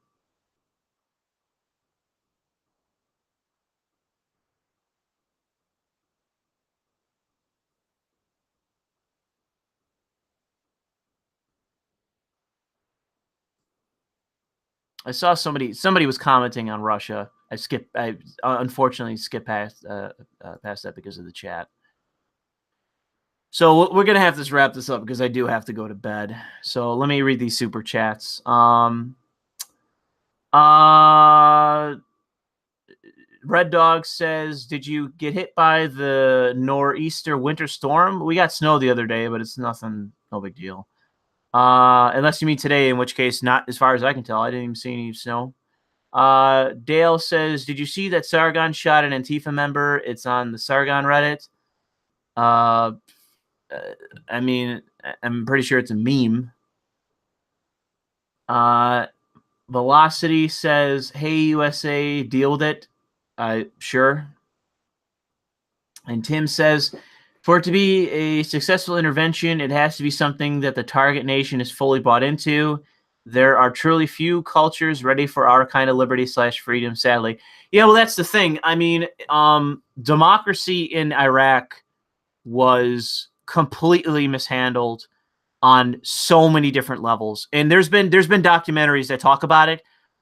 It's like the Bush administration sent literally every fucking toady incompetent they could find to Iraq to somehow hobble together a government. And it's like the first thing they do is go, yeah, all these working men that are defending the nation in the military, yeah, we need to fire all of them, get rid of all of them. It's like, what the fuck are you doing? It's amazing because in the documentaries of people that were there when it happened, they said they were shocked. They couldn't believe what happened. There's people in the military that were like, "What is going on? You're dismissing the fucking military? What are you doing?" They're supposed to help us secure the nation. They're supposed to help us keep order. And what happens? The fucking soldiers become insurgents, and the fucking citizens start ransacking and raiding everything. Oh my God. The Iraq invasion was so fucking mishandled. It's unbelievable. It's when people get conspiratorial and it's like, yeah, we were there to steal their oil. It's like, we can't steal their oil if they burn it all. If they're lighting all the wells on fire, we can't steal the oil. Even that argument doesn't make any sense. I think that Iraq was invaded for an array of interests that all aligned. That's why I think we invaded Iraq. It was when a whole bunch of different interests all aligned and that we went in and basically we went in thinking, man, this is going to be a fucking walk in the park. I don't know why. I don't know why the administration thought that, but that appeared to be their argument. And it was a fucking disaster from beginning to end because eventually they fucking formed their own government and kicked us the fuck out. Yes, they brought us back in to help with ISIS after they started taking insane territory in Iraq. But it's like we still really don't have a much of a relationship with Iraq now. And it seems to me that the Iraq invasion was a massive fucking mistake. Because the thing is that if everything turned out the way that, let's say, George W. Bush wanted, where there's a McDonald's and a Starbucks and a fucking Tim Hortons on every corner, and they're a functional democracy and yada, yada, yada, and they ship cheap oil to us or whatever the fuck, they become a capitalist economy and we can take advantage of that, and it serves our hegemonic interest, it's like, well, cool then. They get freedom. Some people died in the process, but we overthrew a dictator and everything worked out okay. Yeah, it's an aggressive interventionist war, and maybe that's not defendable to a certain degree. But in the end, if it turned out better for the people there, that's great. But that's not what fucking happened. It was a goddamn disaster for everyone, including for all the Americans, of which I knew people that went there that were from my fucking high school who died. It's like, it's, in my opinion, again, like Iraq is as close to an indefensible war as there is one because it was all for fucking nothing.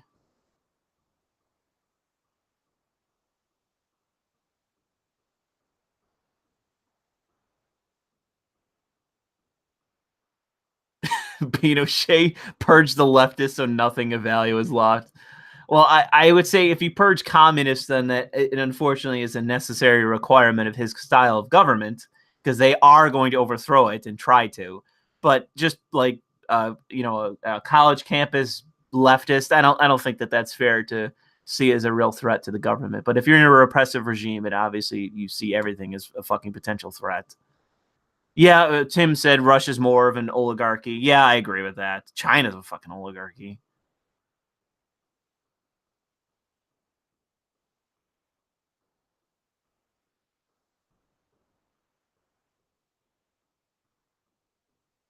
Literally lost power today for 5 hours in New Jersey. Yeah, I heard that the coast is getting hit. Nothing's translated up here. Enjoy that snow. I can't take anymore. Is there any more super chats that I missed? I don't think there was. All right, so let's get one more question and then we'll tie this up. We'll tie the knot. You Americans need a Pinochet to deal with your universities. Practically. What we need is what we need are conservatives in this country that actually care about anything other than corporate tax cuts and opening the borders because of cheap labor.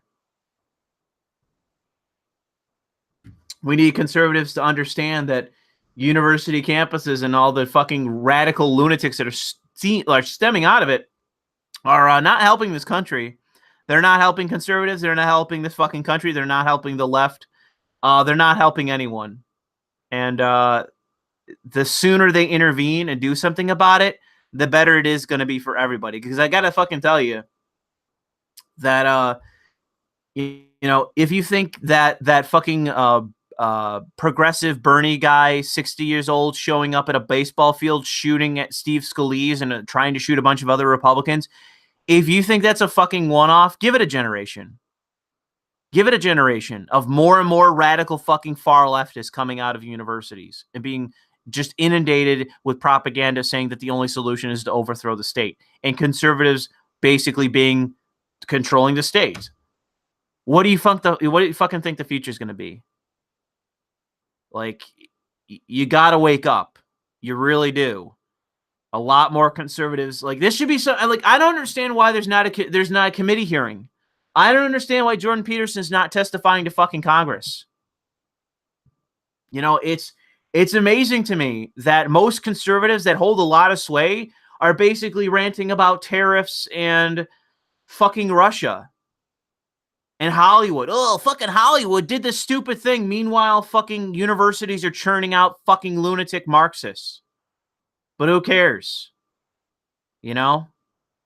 I don't know what's going on with conservatives. Like, I don't know what to tell you. I don't know what to tell you guys. Like, I'd be more than willing to, but my congressman is a total corporatist. He'll never fucking do anything. He's a Republican. He'll never do anything.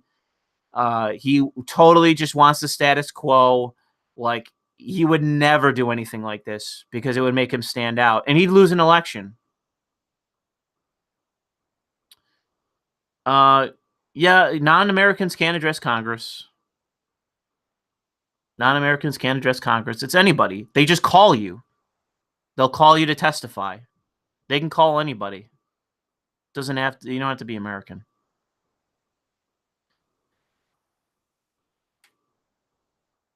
Yeah, I agree with Mitch. Stefan spouts what he wants, what will get him shekels. I agree. I'm not a big fan of Stefan Molyneux. I don't really have a lot of respect for him, honestly.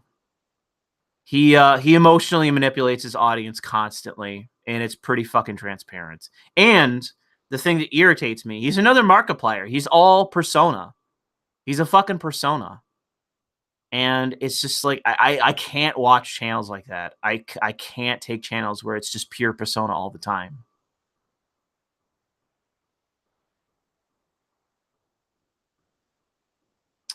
All right, so yeah, let's get one more and then we'll wrap this up because I do have to go to bed. He runs a cult or used to. Ostensibly. People have said that he's gotten he's supposedly gotten better. I don't really know how true that is. That's what I've been told from people that apparently watch him. I certainly don't.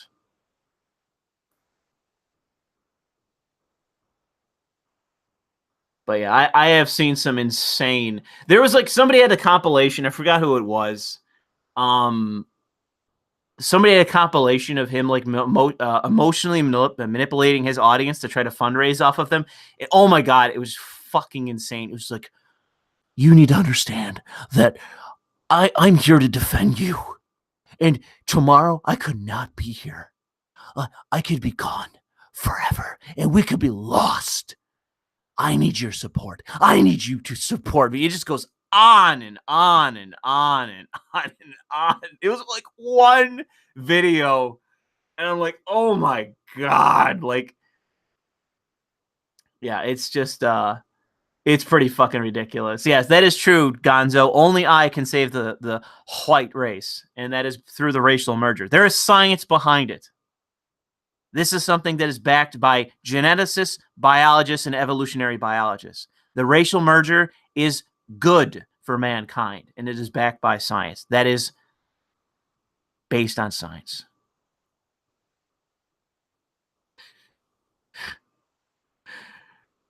If I have time this weekend, I'll post more lewds. I got some fucking juicy ones. I got some fucking juicy lewds.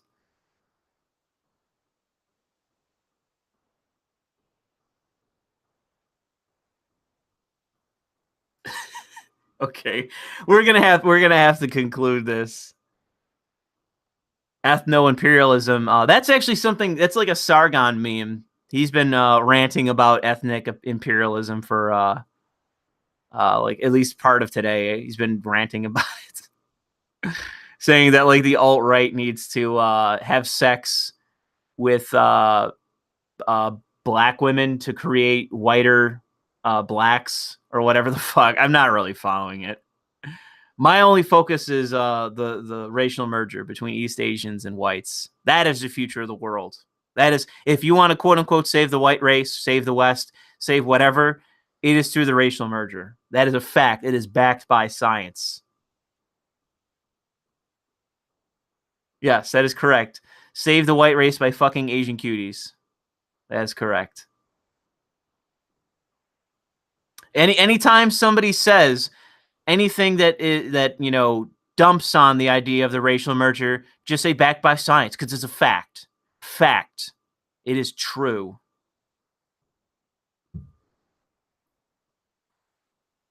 Anyways, we're gonna wrap this up, but I appreciate everyone for staying as long as this went on and participating as much as they did. I'd like to thank all of the Super Chat supporters, the few of you that were, you contributed multiple times. I thank you for that. Double check Twitter really quick. People sending me talking about fucking Kyle and shit. I'll read. I guess I'll read some of this fucking tomorrow. But yeah, thanks for your support. Thanks for stopping by, and there will be more streams in the future. And hope you enjoyed it. So have a good night, everybody. And racial merger now.